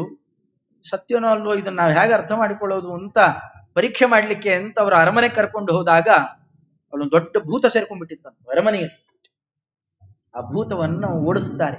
ಓಡಿಸಿ ಹಿಂಬದಿಯಲ್ಲಿ ಅರ್ಜುನ ಪೂಜೆ ಮಾಡಿದಂತಹ ದೊಡ್ಡ ಪ್ರಾಣದೇವರು ಇವತ್ತಿಗೂ ನೋಡಬಹುದು. ಆ ಪ್ರಾಣದೇವರ ಪ್ರತೀಕವನ್ನು ಪ್ರತಿಷ್ಠೆ ಮಾಡಿಸುತ್ತಾರೆ. ಅಷ್ಟೇ ಅಲ್ಲ, ಅಲ್ಲೊಂದ್ ಕಡೆಯಲ್ಲಿ ಆನೆ ಕಟ್ಟಾಗ್ತಾ ಇದ್ದ ಜಾಗದಲ್ಲಿ ಇಲ್ಲಿಗೆ ಅಗೀರಿ ಅಂತ ತೆಗೆಸಿದ್ದೇನೆ ನಾವು ನೋಡುವ ಆ ಪ್ರಾಣದೇವರು. ಏನು ಅಮೂಲ್ಯ, ಏನು ಮುದ್ದಾಗಿದೆ, ಎಷ್ಟು ಸ್ಪಷ್ಟವಾಗಿದೆ. ಅರ್ಜುನರು ಪೂಜೆ ಮಾಡ್ತಾ ಇದ್ದರಂತೆ. ನಾವು ಪಂಚಮುಖಿಯಲ್ಲಿ ಗಾಣದಾಣದಲ್ಲಿ 12 ವರ್ಷಗಳ ತನಕ ಮಂತ್ರಾಲಯ ಪ್ರಭುಗಳು ಉಪಾಸನೆ ಮಾಡಿದ್ರು. ಯಾವ ಭೂತ ಪ್ರೇತ ಪಿಶಾಚಿ, ಯಾವ ತರಹದ ಯಕ್ಷ ರಾಕ್ಷಸರ ಬಾಧೆ ಇರಲಿ, ಆ ಪಂಚಮುಖಿ ಮುಖ್ಯ ಪ್ರಾಣದೇವರ ಆರಾಧನೆಯನ್ನ ಮಾಡಿದರೆ ನಾವು ಪುರಾಣದಲ್ಲಿ ಅಥವಾ ಇತಿಹಾಸದಲ್ಲಿ ಎಲ್ಲೂ ಪ್ರಸಿದ್ಧಿ ಇಲ್ಲ. ಅದು ತಂತ್ರಗ್ರಂಥದಲ್ಲಿ ಪ್ರಸಿದ್ಧವಾದದ್ದು ಆ ಕ್ರಮ. ಅಂತಹದ್ದು ಅದನ್ನು ಉಪಾಸನೆ ಮಾಡಿದರೆ ಎಲ್ಲಾ ಭೂತ ಪ್ರೇತಗಳು ದೂರ ಆಗ್ತಾವೆ. ಇವತ್ತು ಮಂತ್ರಾಲಯ ಪ್ರಭುಗಳನ್ನ ಅಲ್ಲಿ ಹೋಗಿ ಬಂದ್ರೆ ಸಾಕು, ಮಂತ್ರಾಲಯಕ್ಕೆ ಹೋದ್ರೆ ಭೂತ ಎಲ್ಲ ಬಿಟ್ಟು ಹೋಗುತ್ತೆ, ಎಲ್ಲಾ ಭೂತಗಳು ಬಿಟ್ಟು ಹೋಗ್ತವೆ. ಅದು ಲೌಕಿಕ ಅಲೌಕಿಕ ಎಲ್ಲಾ ಭೂತ ಬಿಟ್ಟು ಹೋಗುತ್ತಲ್ಲಿ. ಅಂತಹದ್ದು ಆ ಕ್ರಮದಲ್ಲಿ ಇದಕ್ಕೆಲ್ಲ ಕಾರಣ ಏನು ಅಂತಂದ್ರೆ ಆ ಪಂಚಮುಖಿ ಮುಖ್ಯ ಪ್ರಾಣ ದೇವರ ಉಪಾಸನೆ. ಅದು ಸುಮ್ಮನೆ ಕಲ್ಲಲ್ಲಿ ಮೂಡಿದೆ, ನಮಗದು ಸ್ಪಷ್ಟ ಚಿತ್ರಣ ಬರೋಲ್ಲ. ಹೇಗಿದೆ, ಯಾವ ಮುಖಗಳೇನು, ಅದರಲ್ಲೊಂದು ಸೌಂದರ್ಯ ಹೇಗಿದೆ, ಇದೆಲ್ಲ ನಮಗೆ ಅರ್ಥ ಆಗೋಲ್ಲ. ಅದು ಪೂರ್ಣ ಅರ್ಥ ಮಾಡಿಸಿಕೊಡುವ ಅದ್ಭುತವಾದ ಪ್ರತೀಕ ಅಂತಂದ್ರೆ ಆ ಪುಟ್ಟ ಪ್ರತೀಕ ಇವತ್ತಿಗೂ ಅಲ್ಲಲ್ಲಿ ತರ್ತಾರ. ಮಂತನದವರು ಅದನ್ನ ಇವತ್ತಿಗೂ ರಾಮಚಂದ್ರಾಚಾರ್ಯ ಮುಂತಾದವರು ತರ್ತಾರ. ಎಂಥ ಮುದ್ದಾಗಿದೆ, ಇಲ್ಲೊಮ್ಮೆ ಆಗಿದೆ ಅದನ್ನು. ಮತ್ತೆ ಅಂದ್ರೆ ಆ ಕ್ರಮದಿಂದಾಗಿ ಇಷ್ಟು ಮುದ್ದಾಗಿರುವ ಮುಖ, ಒಂದು ಕೋತಿ ಮುಖದ ಒಂದು ಪ್ರತಿಮೆಯೂ ಕೂಡ ಇಷ್ಟು ಸುಂದರವಾಗಿರಬಹುದು ಅಂತ ನೋಡೋದಾದ್ರೆ ನಾವು ಆ ಪ್ರತೀಕದಲ್ಲಿ ನೋಡಬಹುದು. ತಾವು ನಿರ್ಮಾಣ ಮಾಡಿಸಿದ್ದಲ್ಲ, ಮತ್ತೆ ಪಾಂಡವರು ಪೂಜೆ ಮಾಡಿದ್ದನ್ನ ಗುರ್ತಿಸಿ ತೆಗೆಸಿ ನಿರಂತರ ಪೂಜೆಯಲ್ಲಿ ಇಟ್ಕೊಳ್ತಾರೆ. ಇದರಂತೆ ಅಮೃತಶಿಲೆಯ 2 ಪ್ರತೀಕಗಳು, ಸಂತಾನ ಗೋಪಾಲಕೃಷ್ಣ ಪ್ರತಿಮಾ, ಮತ್ತೇನು ಇಷ್ಟೆಲ್ಲ ರಾಯರು ಭಕ್ತರಲ್ಲ, ಇಷ್ಟು ದೊಡ್ಡ ದೊಡ್ಡ ವೃಂದಾವನ ಏನು ಇಟ್ಕೊಂಡವರಲ್ಲ, ಒಂದು ಪುಟ್ಟ ವೃಂದಾವನ, ಪುಟ್ಟ ಪಾದಿಕೆಗಳು. ಅಂದ್ರೆ ಆಡಂಬರ ಬೇಕಾಗಿಲ್ಲ. ನಾವು ವ್ಯಕ್ತಿಗಳನ್ನ ಒಲಿಸಿಕೊಳ್ಳಿಕ್ಕೆ ಆಡಂಬರ ಬೇಕಾಗಿಲ್ಲ, ನಮ್ಮ ಒಳಗಿನ ಭಕ್ತಿ ಬೇಕು, ಅದರ ಆಡಂಬರ ಬೇಕು. ಭಕ್ತಿ ಎಷ್ಟು ವೈಭವ ಇದ್ರೂ ಕೂಡ ಎಷ್ಟು ತಿಳುವಳಿಕೆ ಪಡಿತೇವೆ ಅಷ್ಟು ಒಳ್ಳೆದ್ದು. ಈ ತಮ್ಮ ಚರಿತ್ರೆಯಲ್ಲೇ ತೋರಿಸಿಕೊಟ್ಟ ಮಹಾನುಭಾವರು. ಹೀಗೆ ಸರ್ವತ್ರ ವ್ಯಾಪ್ತಿ ಅವರದ್ದು. ಆದ್ರೆ ವೆಂಕಟಗಿರೀಶಾಚಾರ ಕಾಲಕ್ಕೆ ಕೇಳಿದ್ರಂತ ಅದನ್ನು, ಇಷ್ಟೆಲ್ಲ ಅಣ್ಣ ವ್ಯಾಪ್ತಿ ಇದೆ, ಆದ್ರೆ ನನಗೆ ಸಂತಾನವೇ ಇಲ್ಲ, ಅನುಗ್ರಹ ಮಾಡಬೇಕಲ್ಲ ನೀವು ಅಂತ. ಅವತ್ತು ಮುಖ್ಯ ಪ್ರಾಣದೇವರು ಪೂಜೆ ಮಾಡ್ತಾ ಗೋಪಾಲಕೃಷ್ಣ ದೇವರಿಗೆ, ಮುಖ್ಯ ಪ್ರಾಣದೇವರಿಗೆ ಮುತ್ತಿನ ಅಭಿಷೇಕ ಮಾಡಿದ್ರಂತೆ. ನಮಗೆ ಯಾವುದನ್ನು ಯಾಕೆ ಮಾಡಬೇಕು ಅಂತ ಗೊತ್ತಿಲ್ಲ. ಪಂಚಾಮೃತ ಅಭಿಷೇಕ ಯಾಕೆ ಮಾಡ್ತಾರೆ, ಗಂಧೋದಕ ಯಾಕೆ, ಶುದ್ಧೋದಕ ಯಾಕೆ, ಕಲಶ ಪೂಜೆ ಅಂತ ಯಾಕೆ ಮಾಡ್ತಾರೆ, ಶಂಖಭ್ರಮಣ ಅಂತ ಮಾಡ್ತಾರೆ. ದೇವರಿಗೆ ಪ್ರತಿಮೆಗೆ ದೃಷ್ಟಿ ತೆಗೆಯುವ ಕ್ರಮ ಅವೆಲ್ಲ. ಇದ್ರದ್ದೆಲ್ಲ ಏನೇನು ಫಲ ನಮಗೆ ಗೊತ್ತಿಲ್ಲ. ನಾವು ದೊಡ್ಡವರ ಚರಿತ್ರೆ ಕೇಳಿದರೆ ಅರ್ಥ ಆಗುತ್ತೆ. ಆ ಶಂಖಭ್ರಮಣ ಮಾಡಿ ಪರಮಾತ್ಮನಿಗೆ ಕೆಳಗಿಂದ ಮೇಲಿನ ತನಕ, ಮಧ್ಯದಿಂದ ಮುಖದ ತನಕ, ಬರೀ ಮುಖಕ್ಕೆ ಮಾತ್ರ ಹೀಗೆಲ್ಲ ಶಂಖದಲ್ಲಿ ನೀರು ತುಂಬಿಸಿ ಅದಕ್ಕೊಂದಷ್ಟು ಅಭಿಮಂತ್ರಣ ಮಾಡಿ ಶಂಖಭ್ರಮಣ ಅಂತ ಮಾಡ್ತಾರೆ. ಆ ಶಂಖಭ್ರಮಣ ಅಂತ ಮೂರಾವರ್ತಿ ಅದನ್ನು ಸುತ್ತ ನಾವು ದೃಷ್ಟಿ ತೆಗೆದ ಹಾಗೆ ಇಮಾ ಆಪಶಿವತಮಾ ಇಮಾ ರಾಷ್ಟ್ರಸ್ಯ ವರ್ಧನಿ. ನಾವು ಕೆಲವೆಲ್ಲ ಮಂತ್ರಗಳಿದ್ದಾವೆ ಅದನ್ನೆಲ್ಲ ಹೇಳಿ ದೃಷ್ಟಿ ತೆಗೆಯೋದು. ಸುಮ್ಮನೆ ಹಾಕಿರ್ತೇವೆ ಅದನ್ನು ಪ್ರೋಕ್ಷಣೆಗೆ ಅಂತ ಅಷ್ಟೇ. ಶ್ರೀಪಾದರಾಜರು ಅದನ್ನು ಪ್ರೋಕ್ಷಣೆ ಮಾಡಿದ್ದಕ್ಕೇನೆ ಸಾಳುವ ನರಸಿಂಹ ಭೂಪಾಲನಿಗೆ ಬಂದಿದ್ದ ಬ್ರಹ್ಮಹತ್ಯೆ ಹೋಯ್ತು. ಕ್ಷಿಪ್ರ ಶಂಖೋದಕದಿ ಕಳೆಯೇ. ಇದೇ ಶಂಖೋದಕ. ಶಂಖೋದಕ ಅಂದ್ರೆ ಬೇರೆ ಅಲ್ಲ, ವ್ಯಾಸರಾಜರು ಆಡಿದ್ರಲ್ಲ. ವಿಪ್ರ ಹತ್ಯೆ ದೋಷ ಬರಲು ಕ್ಷಿಪ್ರ ಶಂಖೋದಕ. ಅದೇ ಬಹಳ ದಿವಸ ಅಲ್ಲ, ಮತ್ತೆ 48 ದಿವಸ ಬಾರಪ್ಪ ನೀನು ಪ್ರೋಕ್ಷಣೆ ಮಾಡ್ತಾನೆ ಇರ್ತೀನಿ, 15 ದಿವಸ ಬಾ, 1 ವಾರ ಬಾ, ಏನೂ ಇಲ್ಲ. ಎಲ್ಲ ಭೋಜನಾದಿಗಳು ಮುಗಿತು, ತೀರ್ಥ ತಟ್ಟೆ ಇಟ್ಕೊಂಡಿದ್ದಾರೆ. ಇವತ್ತು ಬಾ ಪ್ರೋಕ್ಷಣೆ ಮಾಡಿದ್ರು ಅಷ್ಟೇ. ಬ್ರಹ್ಮಹತ್ಯೆಯನ್ನು ಮಾಡಿದ್ದ ಆತನು, ಸಾಮಾನ್ಯ ಅಲ್ಲ. ತಿರುಪತಿಯಲ್ಲಿ ಅಪಚಾರ ಮಾಡ್ತಾ ಇದ್ದ ಅರ್ಚಕರನ್ನು ಕಡ್ದಾಕ್ಬಿಟ್ಟಿದ್ದ. ಪ್ರೋಕ್ಷಣೆ ಮಾಡಿದ್ರು, ಬ್ರಹ್ಮಹತ್ಯೆ ಹೋಯ್ತು. ನರನು ನಗಲು. ಇದನ್ನೆಲ್ಲ ನೋಡಿ ಅರ್ಥ ಮಾಡಿಕೊಳ್ಳದೇನೆ ಮನುಷ್ಯರು ನಕ್ಕಾಗ ಗೇರೆಣ್ಣೆ ಹಸನ ಮಾಡಿದ. ಇವತ್ತಿಗೂ ಅವ್ರು ಕೊಟ್ಟ ಎಲ್ಲಾ ಪದಾರ್ಥಗಳು ಇವತ್ತಿಗೂ ಸಿಗ್ತವೆ. ಯಾವ ಗೇರೆಣ್ಣೆಯಲ್ಲಿ ಅದ್ದಿ ನೋಡಿರ್ಬೇಕಾಗಿತ್ತು. ಸ್ವಚ್ಛ ಮಾಡ್ಲಿಕ್ಕೆ ಸಾಧ್ಯವೇ ಇಲ್ಲ ಅದನ್ನ ಇದೇ ಶಂಖೋದಕದ ಅದ್ದಿ ತೆಗಿದ ತಕ್ಷಣ ಸ್ವಚ್ಛ ಆಯ್ತು. ಅವರು ನಾವೆಲ್ಲ ಮಾಡಿದಕ್ಕೆ ಮತ್ತೆ ಪ್ರಯೋಜನ ಇರೋಲ್ಲ, ಅದೆಲ್ಲ ಅಷ್ಟೆಲ್ಲ ಬೆಲೆ ಇರೋಲ್ಲ. ಆ ಶಂಖೋದಕಕ್ಕೆ ಅಷ್ಟು ಬೆಲೆ. ಆ ರೀತಿಯಲ್ಲಿ ಮುತ್ತಿನ ಅಭಿಷೇಕ ಮಾಡಿ ಒಂದು ಮುತ್ತು ತೆಗೆದವರು ಕೊಟ್ಟು ಮುತ್ತಿನಂತ ಮಗ ಹುಟ್ಟುತ್ತಾನೆ ಅಂತ ಅನುಗ್ರಹ ಮಾಡಿದ್ರಂತೆ. ಆ ಮುತ್ತಿನಂತಹ ಮಗನೇ ಸ್ವಾಮಿರಾಯಾಚಾರ್ಯರು, ಗುರು ಜಗನ್ನಾಥ ವಿಠಲರು ಅಂತ. ಎಷ್ಟು ಸ್ತೋತ್ರ ವಿಶೇಷ! ಎಂತೆಂಥ ಅದ್ಭುತವಾದ ರೀತಿಯಲ್ಲಿ ಮಂತ್ರಾಲಯ ಪ್ರಭುಗಳ ಪರಿಚಯ ಆಗಬೇಕು ಅಂದ್ರೆ ಅವರ ಸ್ತೋತ್ರಗಳನ್ನು ನೋಡ್ಬೇಕು. ಅದು ಕನ್ನಡದಲ್ಲಾಗಲಿ. ಇದರ ಮೇಲೆ ದಿಗ್ಧಂತ ವಿದ್ವಾಂಸರು. ಎಂಥ ವಿದ್ವತ್ತ ಅಂತಂದ್ರೆ ಅವರ ಮಠದ ದೀಕ್ಷೆ ನೋಡ್ಬೇಕು. ಮಂತ್ರಾಲಯ ಪ್ರಭುಗಳ ಮಠದ ದೀಕ್ಷೆ ಅಂದ್ರೆ ಸ್ವಾಮಿರಾಯಾಚಾರ್ಯರು. ಅವರ ಪದ್ಯಗಳಲ್ಲಿ ಅದನ್ನೆಲ್ಲ ಕಾಣಬೇಕು. ಅಂಥ ಅದ್ಭುತವಾದ ವ್ಯಕ್ತಿಯನ್ನು. ಆದರೆ ವಿಚಿತ್ರ, ಅವರು ಮೊದಲ ಹಾಗೆಲ್ಲ ಇರಲಿಲ್ಲಂತೆ. ಮೊದಲೊಂದು ಮದುವೆ ಮಾಡಿರ್ತಾರೆ. ಆ ಕನ್ಯೆ ಇವರ ಉಡಾಳ್ತನ ಅಂತ ಆ ಕಡೆಯಲ್ಲೆಲ್ಲ ಕರೆಯೋದು ಅದನ್ನು.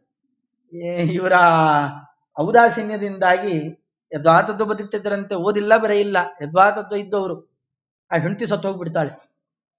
ಇವರ ಔದಾಸೀನ್ಯದಿಂದ, ಬೇಜವಾಬ್ದಾರಿತನದಿಂದ ಮತ್ತೊಂದು ಮದುವೆ ಮಾಡಿ ಎಲ್ಲರೂ ಬೈದ ಮೇಲೆ ಆಮೇಲೆ ಹೋಗಿ ಅವರು ಕೌತಾಳಮ್ಮ ಅದರ ಹತ್ರದಲ್ಲಿದ್ದವರು ಅಂತ ಅಲ್ಲಿ ಹೋಗಿ ಪ್ರಾಣದೇವರ ಸೇವೆ ಮಾಡಿದ ಮೇಲೆ ಅಲ್ಲಿ ಸೂಚನೆ ಕೊಟ್ರಂತೆ.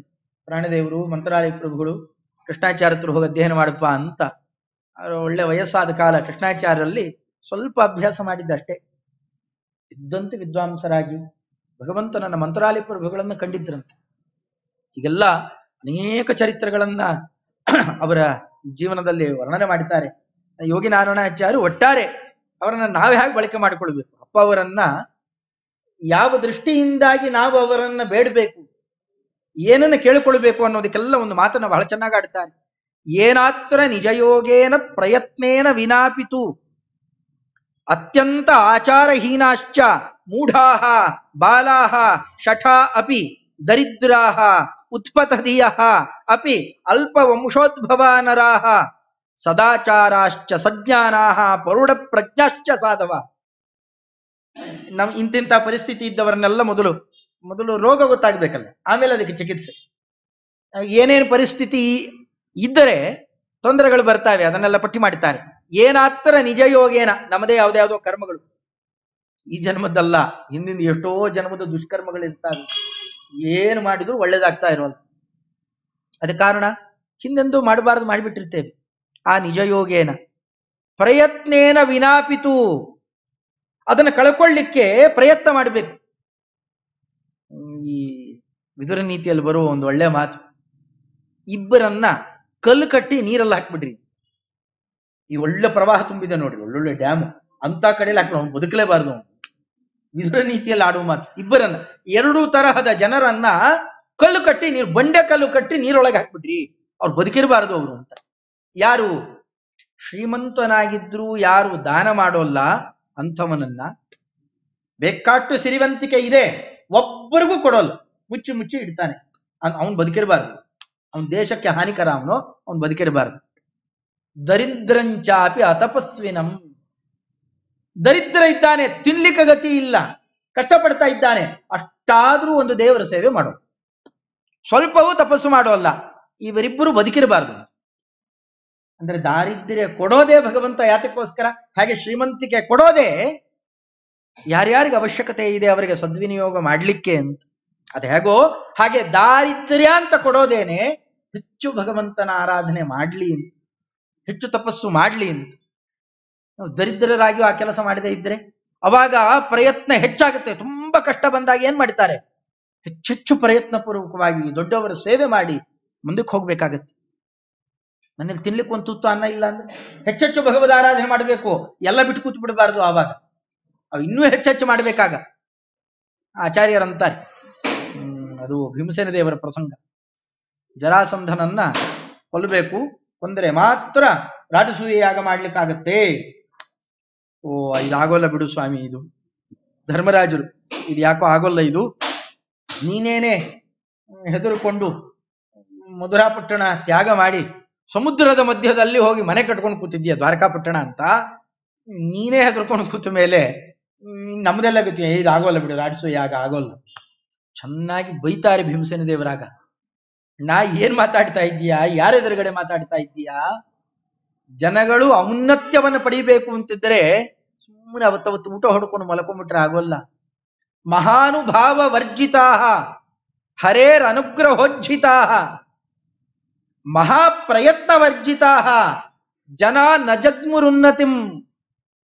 ಈ ಮೂರು ಮಾಡ್ಲಿಲ್ಲ ಅಂತಂದ್ರೆ ಔನ್ನತ್ಯ ಬರೋಲ್ಲ. ಈ ಮೂರು ಸೂತ್ರಗಳು ಯಾವಾಗಲೂ ಎಲ್ಲರೂ ನೆನಪಿನಲ್ಲಿ ಇಟ್ಕೊಳ್ಬೇಕು. ಮಹಾನುಭಾವ ವರ್ಜಿತಾ, ಒಳ್ಳೆ ತಿಳುವಳಿಕೆ ಒಳಗಡೆಯಲ್ಲಿ, ಒಂದು ಯೋಗ್ಯತೆ ಅಂತನೂ ಅರ್ಥ, ಇನ್ನೊಂದು ಅನುಭಾವ ಅಂತಂದ್ರೆ ತಿಳುವಳಿಕೆ. ನಾವು ಯಾವ್ದಾರ ಔನ್ನತ್ಯವನ್ನು ಪಡಿಬೇಕು, ಮೇಲಕ್ಕೇರ್ಬೇಕು ಅಂದ್ರೆ ತಿಳುವಳಿಕೆ ಇಲ್ಲದೆ ಇದ್ರೆ ಏನಾಗುತ್ತೆ? ಒಳ್ಳೆ ಜ್ಞಾನ ಸಂಪಾದನೆ ಮಾಡಿರ್ಬೇಕು ಮೊದಲನೇದ್ದು. ಮಧ್ಯದಲ್ಲಿ ಹಾಕಿದ್ದಾರೆ ಅದನ್ನು, ಹರೇರ್ ಅನುಗ್ರಹೋಜ್ಜಿತ ಸದಾ. ಇನ್ನು ಸದಾ ಭಗವಂತನ ಅನುಗ್ರಹ ಇರಬೇಕು. ಅದು ಪರೀಕ್ಷೆ ಮಾಡಬೇಕು, ಭಗವಂತನ ಅನುಗ್ರಹ ಇದೆಯೋ ಇಲ್ಲೋ. ನಾವು ಹೊರಡೋ ಕೆಲಸಕ್ಕೆ ತುಂಬಾ ಅಡೆತಡೆ ಬರ್ತಾ ಇದೆ ಅಂದ್ರೆ ಬಿಟ್ಬಿಡ್ಬೇಕಲ್ಲ. ಓ ಈ ಕೆಲಸ ನಂದಲ್ಲ, ಇದು ಭಗವಂತ ಯಾಕೋ ಅನುಮೋದನೆ ಮಾಡ್ತಾ ಇಲ್ಲ, ಬಿಟ್ಬಿಡ್ಬೇಕು. ಅನುಗ್ರಹನೂ ಇದೆ ಅಂತ ಆದರೆ ಇದು ಎರಡನೇ ಅಂಗ. ಮೂರನೇದ್ದು ಮಹಾಪ್ರಯತ್ನ ವರ್ಜಿತ. ಸ್ವಲ್ಪ ಅಲ್ಪ ಪ್ರಯತ್ನ ಅಲ್ಲ, ಒಂದು ಚಿಕ್ಕದನ್ನು ಗಳಿಸಲಿಕ್ಕೂ ಮಹಾಪ್ರಯತ್ನ ಮಾಡಬೇಕು, ಅಷ್ಟು ಉತ್ಸಾಹ ಇರಬೇಕು. ಆಗ ಭಗವಂತ ಒಳ್ಳೆದ್ದನ್ನು ಕೊಡ್ತಾನೆ. ಹಾಗೆ ನಡೆಸುವಾಗ ಅಂದ್ರೆ ಹುಡುಗಾಟನ, ಅದಕ್ಕಿದೆಲ್ಲ ಬೇಕು. ಹಾಗೆ ನಮಗೆ ಪ್ರಯತ್ನ ಇಲ್ಲ, ಒಳ್ಳೆದ್ದು ಮಾಡಿಕೊಳ್ಬೇಕು ಅಂತ ಪ್ರಯತ್ನ ಯಾಕ್ರಿ? ಮನೆಯಲ್ಲಿ ಒಂದು ಪೂಜೆ ಕೂಡ ಮಾಡೋಲ್ಲ, ದೇವ್ರ ಪೂಜೆ ಮಾಡಬಾರ್ದು. ಇಲ್ಲ ಮಾಡಬೇಕು, ನಮಗೂ ಆಸೆ ಇದೆ. ಏನ್ ಮಾಡೋದು? ನವರತ್ನದ ಮಂಟಪ, ತಟ್ಟೆ ತುಂಬಾ ಸಾಲಿಗ್ರಾಮ, ಬ್ರಹ್ಮದೇವರು ಅವರು ಇವರ ಪೂಜೆ ಮಾಡಿದ್ದೊಂದು ವಿಗ್ರಹ ಇದ್ದಿದ್ರೆ ನಾವು ಮಾಡ್ತಾ ಇದ್ವಿ. ಹೀಗೆ ಹೇಳಿದ್ರೆ ಆ ರೀತಿಯಲ್ಲ, ಸುದರ್ಶನ ಸಾಕು. ಒಂದೊಂದು ರೇಖೆಯಲ್ಲಿ 5,000ಕ್ಕೂ ಹೆಚ್ಚು ಭಗವದ್ ರೂಪ ಇದೆ ಒಂದು ಸುದರ್ಶನದಲ್ಲಿ. ಭಗವಂತನನ್ನು ಒಲಿಸಿಕೊಳ್ಳಿಕ್ಕೆ ಸಾಕಲ್ಲ. ಅದರಿಂದ ನಾವು ಮಾಡುವ ಪ್ರಯತ್ನ ತುಂಬಾ ದೊಡ್ಡದು, ಮಹಾಪ್ರಯತ್ನ ವರ್ಜಿತ. ಇದ್ಯಾವುದು ಇರಲಿಲ್ಲ ಅಂತಂದ್ರೆ ಜನಗಳು ಔನ್ನತ್ಯವನ್ನ ಪಡೆಯೋಲ್ಲ ಅಂತ ಅದನ್ನು ಸಂಗ್ರಹ ಮಾಡುತ್ತಾರೆ. ಪ್ರಯತ್ನೇನ ವಿನಾಪಿತು, ಉದ್ಧಾರ ಆಗಬೇಕು ಅಂತ ಪ್ರಯತ್ನವೇ ಮಾಡೋಲ್ಲ, ತಮ್ಮ ವಿಹಿತ ಕರ್ಮಾನುಷ್ಠಾನವನ್ನೇ ಮಾಡ್ತಾ ಇಲ್ಲ. ಸ್ವಲ್ಪ ಕಷ್ಟ ಬಂದ್ರೆ ಅಯ್ಯೋ ಬೇಡ ಬಿಡಪ್ಪ ಬಿಟ್ಬಿಡು. ಚಾತುರ್ಮಾಸ್ಯ ವ್ರತ ಇಲ್ಲ, ಏಕಾದಶಿ ವ್ರತಾನುಷ್ಠಾನ ಇಲ್ಲ, ಯಾವುದೂ ಇಲ್ಲ. ಯಾಕೆ? ಸ್ವಲ್ಪ ಕಷ್ಟ ಆಗುತ್ತಪ್ಪ, ಕಷ್ಟ ಪಡಬೇಕು. ಇನ್ನು ನಮಗೆ ಇಲ್ಲೆಲ್ಲ ಏನು ಕಷ್ಟ ಇಲ್ಲ. ಬಯಲು ಸೀಮೆಗಳಲ್ಲಿ ಇದ್ದು ಎರಡೆರಡು ಉಪವಾಸಗಳನ್ನು ಮಾಡ್ತಾರಲ್ಲ, ಹೇಗೆ ಮಾಡ್ತಾರೆ? ಎಂತೆಂಥ ಪ್ರದೇಶಗಳಿದ್ದಾವೆ, ತಮಿಳುನಾಡು ಮುಂತಾದವುಗಳಿಗೆ ಹೋದ್ರೆ ಎಷ್ಟು ಶ್ರಮ ಇದೆ. ಇವತ್ತಿಗೂ ತಪ್ಪಿಸದೆ ಮಕ್ಕಳ ಆದಿಯಾಗಿ ಮಾಡ್ತಾರೆ, ವೃದ್ಧರು ಮಾಡ್ತಾರೆ. ನಾವು ಮಾಡೋಲ್ಲ ಅಂದ್ರೆ ನಾಚಿಗೆ. ಪ್ರಸಂಗ ಹೇಗೆ ಬರ್ತಾ ಇದೆ ಅಂದ್ರೆ, ನಮ್ಮ ಧರ್ಮಾನುಷ್ಠಾನ, ನಮ್ಮ ವೇಷಭೂಷ ಎಲ್ಲ ಕಳ್ಕೊತಾ ಇದ್ದೀವಿ. ಕಡೆಗೆ ಏನಾಗುತ್ತೆ ಅಂದ್ರೆ ಮಕ್ಕಳು ಮರಿ ಯದ್ವಾತದ್ವ ಬೆಳೆಸ್ತಾ ನಾವು ಮುಂದುವರೆದ ಜನಾಂಗ ಅಂತ ಹೆಮ್ಮೆ ಪಡ್ತಾ ಇದ್ದಾರೆ. ಇವತ್ತು ಚಿಕ್ಕ ಚಿಕ್ಕ ಬಟ್ಟೆಗಳು ಹಾಕೊಳ್ಳೋದು, ಯದ್ವಾತದ್ವ ವರ್ತನೆ ಮಾಡೋದು, ಎಲ್ಲಂದ್ರಲ್ಲಿ ತಿನ್ನೋದು, ಮದ್ಯಪಾನ ಮಾಡೋದನ್ನ ಸ್ಟೇಟಸ್ ಅಂತ ಹೇಳ್ಕೊಳ್ತಾರೆ. ಈ ಕೆಟ್ಟದಾಗೆಲ್ಲ ಬೆಳ್ಕೊಂಡು ಹೋಗಿ ಕಡೆಗೆ ಏನಾಗುತ್ತೆ, ಬೇರೆ ಮತೀಯರು ಬಂದು ನಮ್ಮ ಮನೆ ಹೆಣ್ಮಕ್ಳನ್ನು ಹೊಡ್ಕೊಂಡು ಹೋಗ್ತಾರೆ. ಇದು ಹೆಚ್ಚಾಗ್ತಾ ಇರೋದ್ರಿಂದ ಏನ್ ಮಾಡ್ತಾರೆ? ಸಿನಿಮಾ ಮಾಡ್ತಾರೆ ಅದಕ್ಕೋಸ್ಕರ ಅಂತ. ನಿಮ್ಮ ಮಕ್ಕಳನ್ನ ನೀವು ಸರಿಯಾಗಿ ತಿದ್ದಿರಿ ಅಂತ ಬೇರೆ ಯಾರೋ ಸಿನಿಮಾ ಮಾಡಿ ತೋರಿಸ್ಕೊಡ್ತಾರೆ. ಇದಕ್ಕಿಂತ ನಾಚಿಕೆ ಬೇಕಾ? ಇದು ಬೇರೆ ಮತೀಯರಿಗಿಲ್ಲ ಈ ಪ್ರಸಂಗ. ಕ್ರೈಸ್ತರಿಗೂ ಮಹಮ್ಮದಿಯವರಿಗೂ ನೋಡ್ರಿ, ಇನ್ನೊಬ್ಬರಿಂದ ಹೇಳಿಸ್ಕೊಳ್ಳುವಂತಹ ನಾಚಿಕೆಗೇಡುತನ ಬೇರೆಯವರಿಗಿಲ್ಲ, ನಮಗಿದೆ. ಈ ಭಾರತೀಯರಿಗೆ ಆ ಪ್ರಸಂಗ ಇದೆ. ಯಾಕೆ? ನಮ್ಮತನವನ್ನ ನಾವು ಕಳ್ಕೊಂಡಿದ್ರಿಂದ. ಮನೆಯಲ್ಲಿ ಗಂಡಸರ ಸಂಧ್ಯಾ ವಂದನೇನು ಮಾಡೋದು, ದೇವ್ರ ಪೂಜೆ ಇಲ್ಲ, ಗುರು ಹಿರಿಯರಲ್ಲಿ ಭಕ್ತಿ ಶ್ರದ್ಧೆ ಇಲ್ಲ, ನಮಸ್ಕಾರ ಇಲ್ಲ. ಹೆಣ್ಣು ಮಕ್ಕಳು ಅದಕ್ಕೆ ತಕ್ಕಂತೆ ಉದ್ದು ಕುಂಕುಮ ಆಗಲಿ, ಒಳ್ಳೆ ರೀತಿಯಾದ ವೇಷಭೂಷಣಾದಿಗಳಾಗಲಿ, ಇವೆಲ್ಲ ಮನೆಯಲ್ಲೇ ಇದ್ದು ಮಕ್ಕಳಿಗೆ ಅದನ್ನೇ ಹೇಳ್ಕೊಟ್ರೆ, ಅದೇ ಮನೆಯಲ್ಲಿ ಮಕ್ಕಳು ಮೊದಲು ಯಾವ ಆಟ ಆಡ್ತಾವೆ? ಅಪ್ಪ ಅಮ್ಮ ಅಂತ ಆಟ ಆಡ್ಲಿಕ್ಕೆ ಶುರು ಮಾಡ್ತಾವೆ, ಅಡಿಗೆ ಮಾಡ್ತೀನಿ ಅಂತ ಆಟ ಆಡ್ತಾವೆ. ಯಾಕೆ? ಮನೆಯಲ್ಲಿ ಅಪ್ಪ ಅಮ್ಮ ಏನ್ ಮಾಡ್ತಾರೋ ಅದನ್ನ ನೋಡಿ ಕಲಿತಾವೆ ಅವು. ನಾವು ಅದನ್ನ ಹೇಳ್ಕೊಡದೇ ಇದ್ರೆ, ನಾರಾಯಣಾಚಾರ್ಯ ಬಹಳ ಚೆನ್ನಾಗಂತ ಇದನ್ನೆಲ್ಲ ಹೀಗೆ ಪ್ರಯತ್ನೇನ ವಿನಾಪಿತು, ಇವೆಲ್ಲ ಕಳ್ಕೊಳ್ತಾ ಇದ್ದಾರೆ. ಅತ್ಯಂತ ಆಚಾರಹೀನಾಶ್ಚ, ಆಚರಣೆಯನ್ನ ಕಳ್ಕೊಂಡು ಹಾಳಾಗ್ತಾ ಇದ್ದಾರೆ. ಮೂಢಾಹ, ತಿಳುವಳಿಕೆಯನ್ನ ಕಳ್ಕೊಳ್ತಾ ಇದ್ದಾರೆ. ಬಾಲಾಹ, ಶಾಸ್ತ್ರ ಅಧ್ಯಯನಾದಿಗಳಿಲ್ಲ, ಹೇಳಿದ್ರು ಅರ್ಥ ಆಗದೆ ಇರೋ ಸ್ಥಿತಿಯಲ್ಲಿದ್ದರೆ ಬಾಲ ಅಂತ. ಬಾಲ ಅಂತ. ಮೂಢ ಬೇರೆ, ಬಾಲ ಬೇರೆ. ಮೂಢ ಅಂದ್ರೆ ಓದ್ದೇ ಇರೋನು, ಓದಿದ್ರು ಅರ್ಥ ಆಗಲ್ವಲ್ಲ, 10 ಜನ ಹೇಳಿದ್ರು ತಲೆಗಿಳಿಯಲ್ವಲ್ಲ, ಅವ್ರನ್ನ ಬಾಲ ಅಂತ. ಬಾಲಕರಿಗೆ ಹಾಗೇನೆ, ನೀವು ಅವ್ರು ಕೂಡಿಸ್ಕೊಂಡು ತತ್ವೋಪದೇಶ ಮಾಡ್ರಿ, ಅದು ಹಾಗಿದೆ ಹೀಗಿದೆ ಅಂತ ನೀತಿ ಉಪದೇಶ ಮಾಡಿದ್ರೆ ಅವ್ರಿಗೆ ಅರ್ಥ ಆಗತ್ತಾ? ಅವ್ ಕೇಳ್ತಾವೆ, ಕೇಳೋ ತನಕ ಚೆನ್ನಾಗಿದೆಯೇನ್ರೋ, ಓ ಚೆನ್ನಾಗಿದೆ ಅಂತಾರೆ, ಮತ್ತೆ ಆ ಕಡೆ ಎದ್ದು ಹೋಗ್ತಾವೆ ಆಟ ಆಡ್ತಾರೆ. ಅಂದ್ರೆ ಆ ವಯಸ್ಸು ಹಾಗೆ. ಆ ತರ ನಾವು ಬಾಲಕರಾಗಿಯೇ ಇದ್ದು ಬಿಟ್ರೆ ಮುಂದೆ ಬೆಳವಣಿಗೆನೇ ಆಗ್ಲಿಲ್ಲ ಅಂದ್ರೆ, ಅದಕ್ಕೆ ಕರೀತಾರಲ್ಲ ಬಾಲಿಶ ಅಂತ. ಬಾಲಿಶ ಅಂದ್ರೆ ಗೊತ್ತಾಗುತ್ತಿಲ್ಲ, ಚೈಲ್ಡಿಶ ಅಂದ್ರೆ ಗೊತ್ತಾಗುತ್ತೆ. ಅದು ಅದೇ ತರನೇ ಬಂದಿರೋದು, ಅಲ್ಲಿಂದ ನಿಷ್ಪನ್ನ ಆಗಿರೋ ಶಬ್ದ. ಚೈಲ್ಡ್ ಅಲ್ಲ, ಚೈಲ್ಡಿಶ್ ಆಗೇ ಇದ್ದಾರೆ, ಕಡೆ ತನಕ ಹಾಗೆ ಇರ್ತಾರೆ ಅಂದ್ರೆ ಉದ್ಧಾರ ಹೇಗೆ ಅವರು? ಮೂಢಾಹ ಬಾಲಾಹ, ಇದ್ರ ಮೇಲೆ ಶಠಾಹ, ಎಲ್ಲ ಗೊತ್ತಾಗುತ್ತೆ. ನಾ ಮಾಡೋಲ್ಲ ಅಷ್ಟೇ, ನೀವೆಷ್ಟು ಹೇಳಿದ್ರು ಕೇಳೋಲ್ಲ ರೀ. ನಾ ಯಾಕೆ ಕೇಳಬೇಕು ಅದನ್ನ? ನಾ ಯಾಕೆ ದೇವಸ್ಥಾನಕ್ಕೆ ಹೋಗ್ಬೇಕು? ನಾ ಯಾಕೆ ನಮಸ್ಕಾರ ಮಾಡ್ಬೇಕು? ನಾ ಯಾಕೆ ಭಜನೆ ಮಾಡ್ಬೇಕು? ನಾ ಯಾವುದು ಮಾಡೋಲ್ಲ. ಹೀಗೆ ಹಠಕ್ಕೆ ಬೀಳ್ತಾರಲ್ಲ, ಅವರನ್ನ ಶಠ ಅಂತ ಕರೀತಾರೆ. ನಿಗೂಢ ದ್ವೇಷ, ವೇದಶಾಸ್ತ್ರಗಳನ್ನ ನಿಂದೆ ಮಾಡುವುದು, ಈ ತರದ್ದೆಲ್ಲ ಕ್ರಮ ಇರುತ್ತಲ್ಲ, ಅಂಥವರನ್ನ ಶಠ. ಈ ಎಲ್ಲ ಕ್ರಮದಿಂದ ದರಿದ್ರಾಹ, ಸಂಪತ್ತನ್ನ ಕಳ್ಕೊಳ್ತಾರೆ. ದರಿದ್ರ ಅಂತಂದ್ರೆ ಈ ಅರ್ಥದ ದರಿದ್ರ ಅಂದ್ರೆ ಸಂಪತ್ತು ಇಲ್ಲ ಅಂತ ಅರ್ಥ ಅಲ್ಲ. ನಿಜವಾಗಿಯೂ ಉದ್ಧವ ಗೀತೆಯಲ್ಲಿ ಉದ್ಧವರು ಕೇಳ್ತಾರೆ, ಒಟ್ಟಿಗೆ 40 ಪ್ರಶ್ನೆ ಕೇಳ್ತಾರೆ, 40 ಉತ್ತರ. ಅಲ್ಲಿ ಹೇಳ್ಬೇಕಾದ್ರೆ ಕಶ್ಚ ದರಿದ್ರ, ಯಾರು ದರಿದ್ರ ಅಂತ ಕೇಳಿದಾಗ ಭಗವಂತ ಅಂತ, ಯಾರಿಗೆ ಅಲಂಬುದ್ಧಿ ಇಲ್ಲ ಅವನು ದರಿದ್ರ. ಯಾರಿಗೆ ಸಾಕು ಅಂತಾನೆ ಅನಿಸೋಲ್ಲ ಅವನು ದರಿದ್ರನ್. ಅವನಿಗೆ ಬೇಕಾಟ್ಟು ಶ್ರೀಮಂತಿಕೆ ಇರಲಿ, ಸಾಕು ಅಂತ ಅನಿಸೋಲ್ವಲ್ಲ ಅವನು ದರಿದ್ರ. ಯಾರು ಶ್ರೀಮಾನ್, ಕಶ್ಚ ಶ್ರೀಮಾನ್, ಯಾರಿಗೆ ಅಲಂಬುದ್ಧಿ ಇದೆ, ಸಾಕು ಅಂತ ಅನಿಸುತ್ತೆ, ಭಗವಂತ ಕೊಟ್ಟಿದ್ರಲ್ಲ ತೃಪ್ತಿಯಿಂದ ಇದ್ದಾನೆ, ಅವನಿಗಿಂತ ಶ್ರೀಮಂತ ಯಾರು? ಇದು ಭಗವಂತ ಕೊಡುವ ವಿವರಣೆಗಳು. ಇವತ್ತು ನಮ್ಗೆ ಎಷ್ಟು ಬಂದರೂ ಸಾಲದು.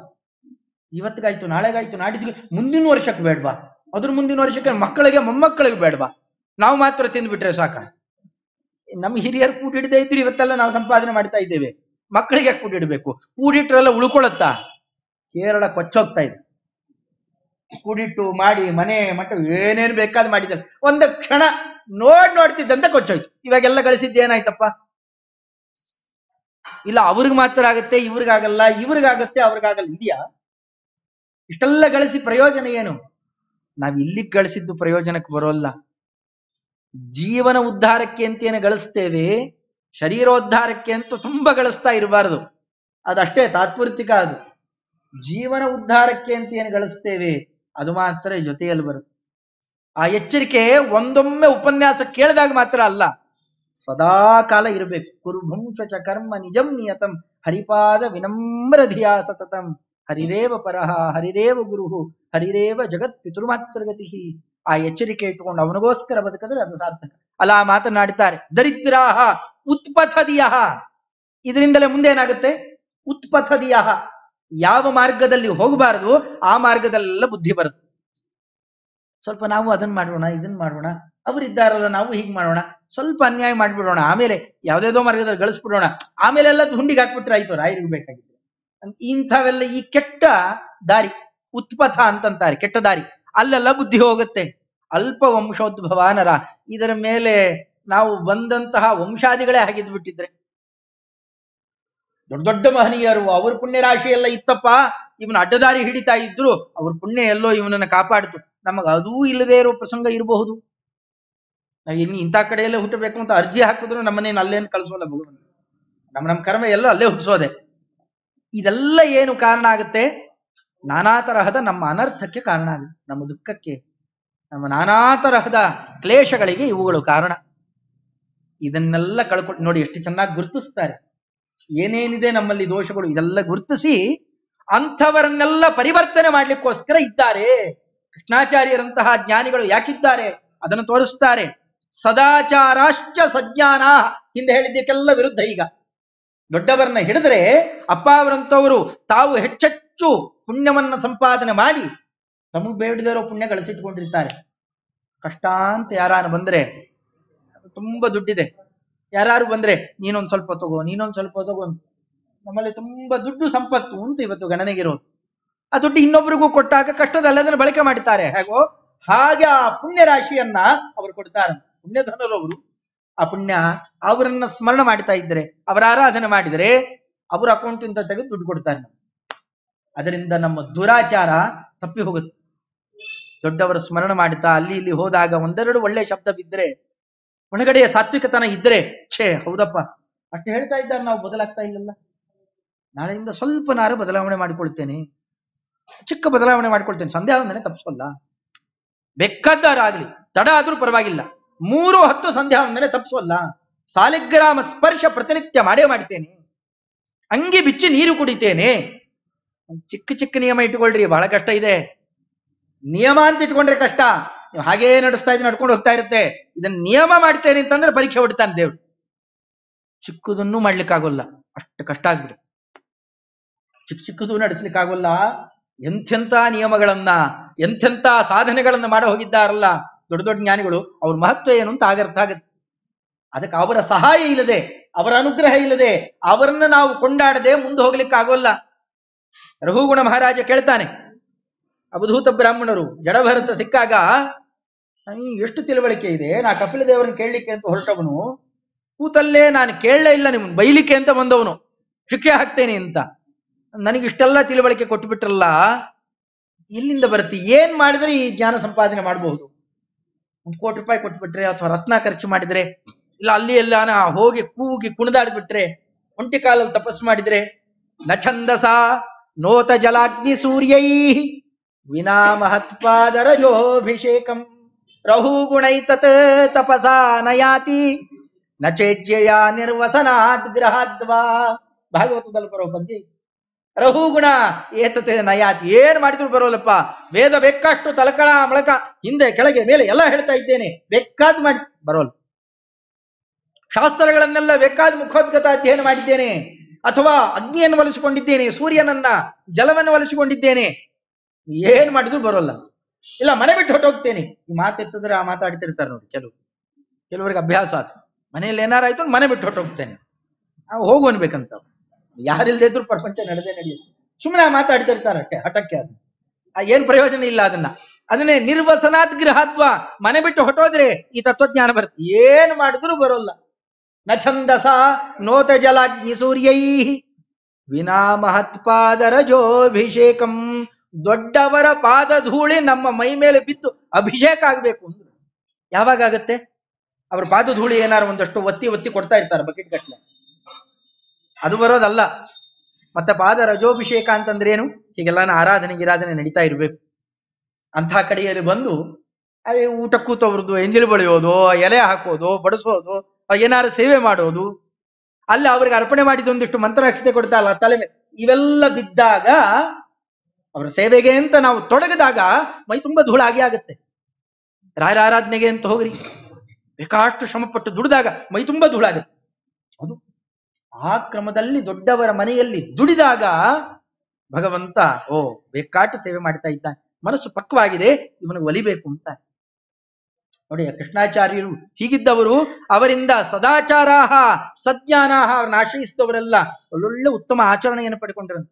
ರಾಮಾಚಾರ್ಯರು ಅಂತ ಆ ಕಾಲಕ್ಕೆ ಬಹಳ ದೊಡ್ಡ ವಿದ್ವಾಂಸರು, ಮಕ್ಕಳಾಗಿರಲಿಲ್ಲಂತೆ, ಅವರಲ್ಲಿ ಮಂತ್ರಾಲಯದಲ್ಲಿ ಬಂದು ಸೇವೆ ಮಾಡ್ತಾ ಇದ್ದಾರೆ.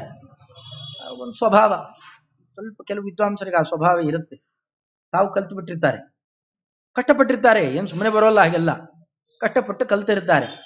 ಕಲ್ತಾಗ ಬೇರೆ ಯಾರಾನ ಬಂದಾಗ ಅವ್ರನ್ನ ಪರೀಕ್ಷೆ ಮಾಡೋ ಕುತೂಹಲ, ನಾನು ಇಷ್ಟು ಕಷ್ಟಪಟ್ಟು ಕಲ್ತೀನಿ, ನಿಂಗೇನ್ ಬರುತ್ತೆ? ಯಾರಾನ ಸಿಕ್ಕರೆ ಅವ್ರನ್ನ ಕೇಳೋ, ನಿಂಗೇನ್ ಬರುತ್ತೋ ಎಲ್ಲ ಹೇಳು ನೋಡೋಣ ಏನಾರ. ಅದು ಎಲ್ಲರ ಮುಂದೆ ಕೇಳ್ಕೊಂಡು ಮರ್ಯಾದೆ ತೆಗೆಯೋದು, ಇಂಥವೆಲ್ಲ ಸ್ವಲ್ಪ ಕಲ್ತವರಿಗೆ ಜಾಸ್ತಿ ಇವೆಲ್ಲ ಕಿಳುಬುದ್ಧಿಗಳು. ಇಂಥದ್ದು ಮಾಡ್ತಾರೆ. ಕಲಿತಾ ಕಲಿತಾ ಇವುಗಳನ್ನು ಬಿಡಬೇಕು. ಕಲಿಕೆ ಬರೀ ಶಾಸ್ತ್ರದ ಶಬ್ದಜ್ಞಾನ ಇವನ್ನೆಲ್ಲ ಕಳೆಯೋಲ್ಲ. ವಿದ್ಯಾ ದದಾತಿ ವಿನಯಂ ಅಂತ ಬರೀ ವಿದ್ಯೆ ಬರೋಲ್ಲ ಅದು. ಇವನ ಸರಿಯಾಗಿ ಕಲಿತಾ, ದೊಡ್ಡವರನ್ನ ನೋಡಿ ಕಲಿತಾನಲ್ಲ, ಅವಾಗ ಇವೆಲ್ಲ ದೂರ ಆಗ್ತಾವೆ. ಸ್ವಲ್ಪ ಸ್ವಭಾವ ಇತ್ತಂತೆ ಅವರಿಗೆ. ಬಂದವರನ್ನೆಲ್ಲ ಪರೀಕ್ಷೆ ಮಾಡ್ತಾ ಇದ್ದು. ರಾಯರ ವರ್ಧಂತಿ ಉತ್ಸವ ಮಂತ್ರಾಲಯದಲ್ಲ ಅದ್ಭುತ ವೈಭವ ನಡೆಯುತ್ತೆ. ಪಾಲ್ಗೊಳ್ಬೇಕು ಅಂತಿದ್ದಾರೆ. ಬೆಳಗ್ಗೆ ಸ್ವಪ್ನ ಅವರಿಗೆ, ಇಲ್ಲಿರ್ಬೇಡಪ್ಪ, ಇಲ್ಲೇ ಹತ್ತಿರ ಇಬ್ರಾಂಪುರ ಇದೆ, ಅದು ಇಭರಾಮಪುರ ಅಂತ. ರಾಮಚಂದ್ರ ದೇವರು ಆ ಪ್ರದೇಶದಲ್ಲಿ ಆನೆ ಮೇಲೆ ಮೆರವಣಿಗೆ ಬಂದಿದ್ದ ಪ್ರದೇಶ ಅಂತ. ಮೆರವಣಿಗೆ ಬಂದು ರಾಮದೇವರು ಒಂದು ಕಡೆಯಲ್ಲಿ ಬಂಡೆಕಲ್ಲಲ್ಲಿ ವಿಶ್ರಾಂತಿ ತಗೊಂಡಿದ್ದಂತೆ. ಆ ಬಂಡೆಕಲ್ಲೇ ಮತ್ತೆ ಏನ್ ಮಾಡಿದ್ದು, ಮಂತ್ರಾಲಯ ಪ್ರಭುಗಳ ವೃಂದಾವನ ಅಂತ ಮಾಡಿದ್ದು. ಮತ್ತೆ ಮಂತ್ರಾಲಯ ಪ್ರಭುಗಳ ವೃಂದಾವನ ಆಗೋ ಜಾಗದಲ್ಲಿ ಬಂದು ಕೂತಿದ್ದಂತೆ. ಇಲ್ಲೆಲ್ಲ ಓಡಾಡಿದ ಸ್ಥಳ ಅದು.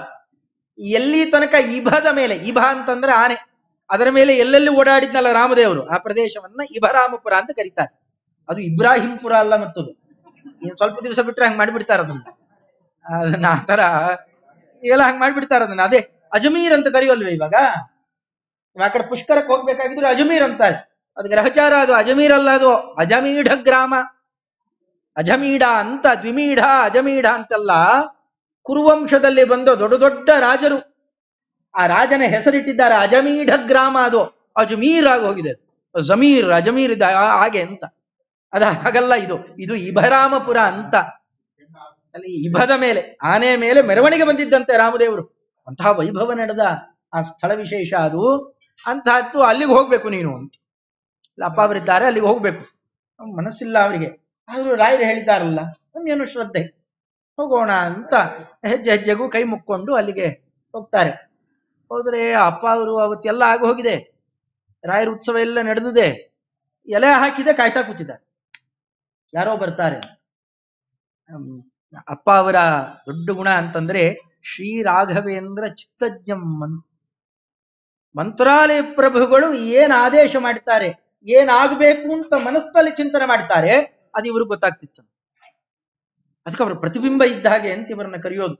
ಇದು ಒಂದು ಸಂದರ್ಭ ಅಲ್ಲ, ಅನೇಕ ಬಾರಿ ಆ ತರ ನಡೆದಿದೆ. ಅಲ್ಲಿದ್ದ ಗಣೇಶಾಚಾರ್ಯರು ಅಂತ ಹೋದಾಗೆಲ್ಲ ನಮಸ್ಕಾರ ಮಾಡೋರಂತೆ ರಾಯರ ದರ್ಶನಕ್ಕೆ ಅಂತ ಹೋದಾಗ. ಒಂದ್ಸತಿ ನಮಸ್ಕಾರ ಮಾಡಿದ್ರೆ ಅಂದ್ರಂತೆ, ಗಣೇಶಾಚಾರ್ಯರೇ ಇವತ್ತು ಕಡೆಯ ನಮಸ್ಕಾರ ನೀವು. ಯಾಕೆ ಅಂದ್ರೆ ನಾಳೆಯಿಂದ ನಾನು ನಿಮಗೆ ನಮಸ್ಕಾರ ಮಾಡ್ಬೇಕಾಗತ್ತೆ. ಏನೋ ತಮಾಷೆ ಮಾಡ್ತಾರೆ ದೊಡ್ಡವರು, ಸ್ವಲ್ಪ ತಮಾಷೆ ಮಾಡ್ತಿರ್ತಾರೆ. ಅದು ತಮಾಷೆ ಅನ್ಕೊಂಡ್ರೆ ಸಂಜೆ ಬಂತಂತೆ ನಂಜನಗೂಡಿಗೆ ಹೋಗ್ಬೇಕು. ನಂಜನಗೂಡಿನಲ್ಲಿ ಸುಜ್ಞಾನೇಂದ್ರ ತೀರ್ಥರು ಮಂತ್ರಾಲಯ ಪ್ರಭುಗಳ ಪರಮ ಭಕ್ತರು, ಅವ್ರಿಗೋಸ್ಕರ ರಾಯರ ಪ್ರತೀಕ ಹೋಗಿದೆ. ನಾವು ಇವತ್ತು ನಂಜನಗೂಡಿನಲ್ಲಿ ನೋಡಬಹುದು. ಮಂತ್ರಾಲಯ ಪ್ರಭುಗಳ ಪ್ರತಿಮಾ ಇದೆ ಅಂತಹದ್ದು. ಅಲ್ಲಿಗೆ ಹೋಗ್ಬೇಕಂತೆ. ಮಾನ್ಯ ದಿವಸ ನೋಡಿದ್ರೆ ಸುಧರ್ಮೇಂದ್ರ ತೀರ್ಥ ಶ್ರೀಪಾದಂಗಳವರು ಅಂತ ದೊಡ್ಡ ಜ್ಞಾನಿಗಳವರು ಕೂಡ ಅವರು ಪೀಠಾಧಿಪತ್ಯವನ್ನು ತಗೊಂಡ್ರಂತೆ. ಇಷ್ಟು ಮಂತ್ರಾಲಯ ಪ್ರಭುಗಳ ಹೃದಯವನ್ನ, ಅವರ ಇಂಗಿತವನ್ನ ಅರ್ಥ ಮಾಡಿಕೊಂಡಿದ್ದಂತಹ ದೊಡ್ಡ ಜ್ಞಾನಿಗಳು ಅವರು ಅದೇ ಕ್ರಮದಲ್ಲಿ ರಾಮಾಚಾರ್ಯ ಅಲ್ಲಿಗೆ ಬರ್ತಾರೆ. ಬಂದ ತಕ್ಷಣನೇ ಅವರನ್ನು ಸ್ವಾಗತ ಮಾಡಿ ಕರೆದು ಊಟಕ್ಕೆ ಅಂತೆಲ್ಲ ಕೂಡಿಸಿ ಬೇಕಾದ್ದೆಲ್ಲ ಮಾಡಿ ತಾಂಬೂಲ ಕೊಡ್ಬೇಕಲ್ಲ, ಬ್ರಾಹ್ಮಣರನ್ನೆಲ್ಲ ಕೂಡಿಸಿಕೊಂಡು ಆಶೀರ್ವಾದ ತಗೊಂಡು ತಾಂಬೂಲ ಕೊಡೋದು ಪದ್ಧತಿ. ಊಟ ಆದ್ಮೇಲೆ ಅವ್ರು ಮೊದಲೇ ಎಲ್ಲ ತೊಂದರೆ ಕೊಡೋಲ್ಲ. ಮೊದಲು ಊಟಕ್ಕೆ ಬೇಗ ಊಟಕ್ಕೆ ಹಾಕಿಬಿಡ್ಬೇಕು, ಆಮೇಲೆ ಹರಟೆ ಪಟ್ಟೆ ನಿಮ್ಗೆ ಏನ್ ಪ್ರಕ್ರಿಯೆ ಇದ್ರು ಅದೆಲ್ಲ ಆಮೇಲೆ ಅಂತ ಹಿಂದಿನವರ ಕ್ರಮ. ಆ ಕ್ರಮದಲ್ಲಿ ಮೊದಲು ಅದು ಬಿಸಿಲು ಪ್ರದೇಶ, ಅದೆಲ್ಲ ಊಟಕ್ಕೆ ಹಾಕಿದ್ರು. ಆಮೇಲೆ ಮಧ್ಯಾಹ್ನ ಕೂಡಿಸಿಕೊಂಡು ತಾಂಬೂಲ ಕೊಡ್ತಾ ಇದ್ದಾರೆ. ಕೊಡಬೇಕಾಗಿದ್ರೆ ಆಚಾರ್ಯ ಸ್ವಲ್ಪ ಬಿಡಿವಿದೆಯಾ ನಿಮಗೆ? ಅಪ್ಪ ಅವ್ರು ಆ ಕಾಲಕ್ಕೆ ಏನು ಓದಿಲ್ಲ ಬರೆದಿಲ್ಲ, ಸುಮ್ಮನೆ ಏನೋ ಸದಾಚಾರಿಗಳಿರ್ತಾರೆ, ಏನಿದೆ ನೋಡೋಣ ಕೇಳೋಣ, ಇವನು ಪರೀಕ್ಷೆ ಮಾಡೋಣ ಅಂತ ಇತ್ತಂತೆ ಅವರಿಗೆ ರಾಮಾಚಾರಿಗೆ. ಅಂತಹದ್ದು ಆ ಕಾಲದ ಹೊತ್ತಿಗೆ ಕರೆಸಿದ್ರಂತೆ. ನೀರು ತಂದು ಹಾಕೋಣ, ಏನು ಗೊತ್ತಿಲ್ಲ ಅವನಿಗೆ. ವಿಜಯದಾಸರ ಕಥೆಯಲ್ಲಿ ಬಂದಂತೆ ನೀರು ತಂದು ಹಾಕ್ತಾ ಇದ್ದವನಷ್ಟೇ. ದೊಡ್ಡವರ ಸೇವೆ ಮಾಡ್ತಾ ಇದ್ದರೆ ನೀವೇನು ಮಾಡೋದು ಬೇಡ, ಶ್ರದ್ಧೆಯಿಂದ ನೀರು ತಂದು ಹಾಕುವವರು ಕೂಡ ಆ ಸಂಧ್ಯಾವಂದನೆ ಬಿಡಬಾರ್ದು. ನೀವು ಮಂತ್ರಾಲಯದಲ್ಲಿ ನೋಡಿದ್ರೆ ಗೊತ್ತಾಗುತ್ತೆ. ಇವತ್ತಿಗೂ ಅಲ್ಲಿ ಚಿಕ್ಕಡಿಗೆ ಎಲ್ಲ ಮಾಡ್ತಾರಲ್ಲ, ಒಂದು ಹೊತ್ತು ಸಂಧ್ಯಾವಂದನೆ ತಪ್ಪಿಸೋಲ್ಲ.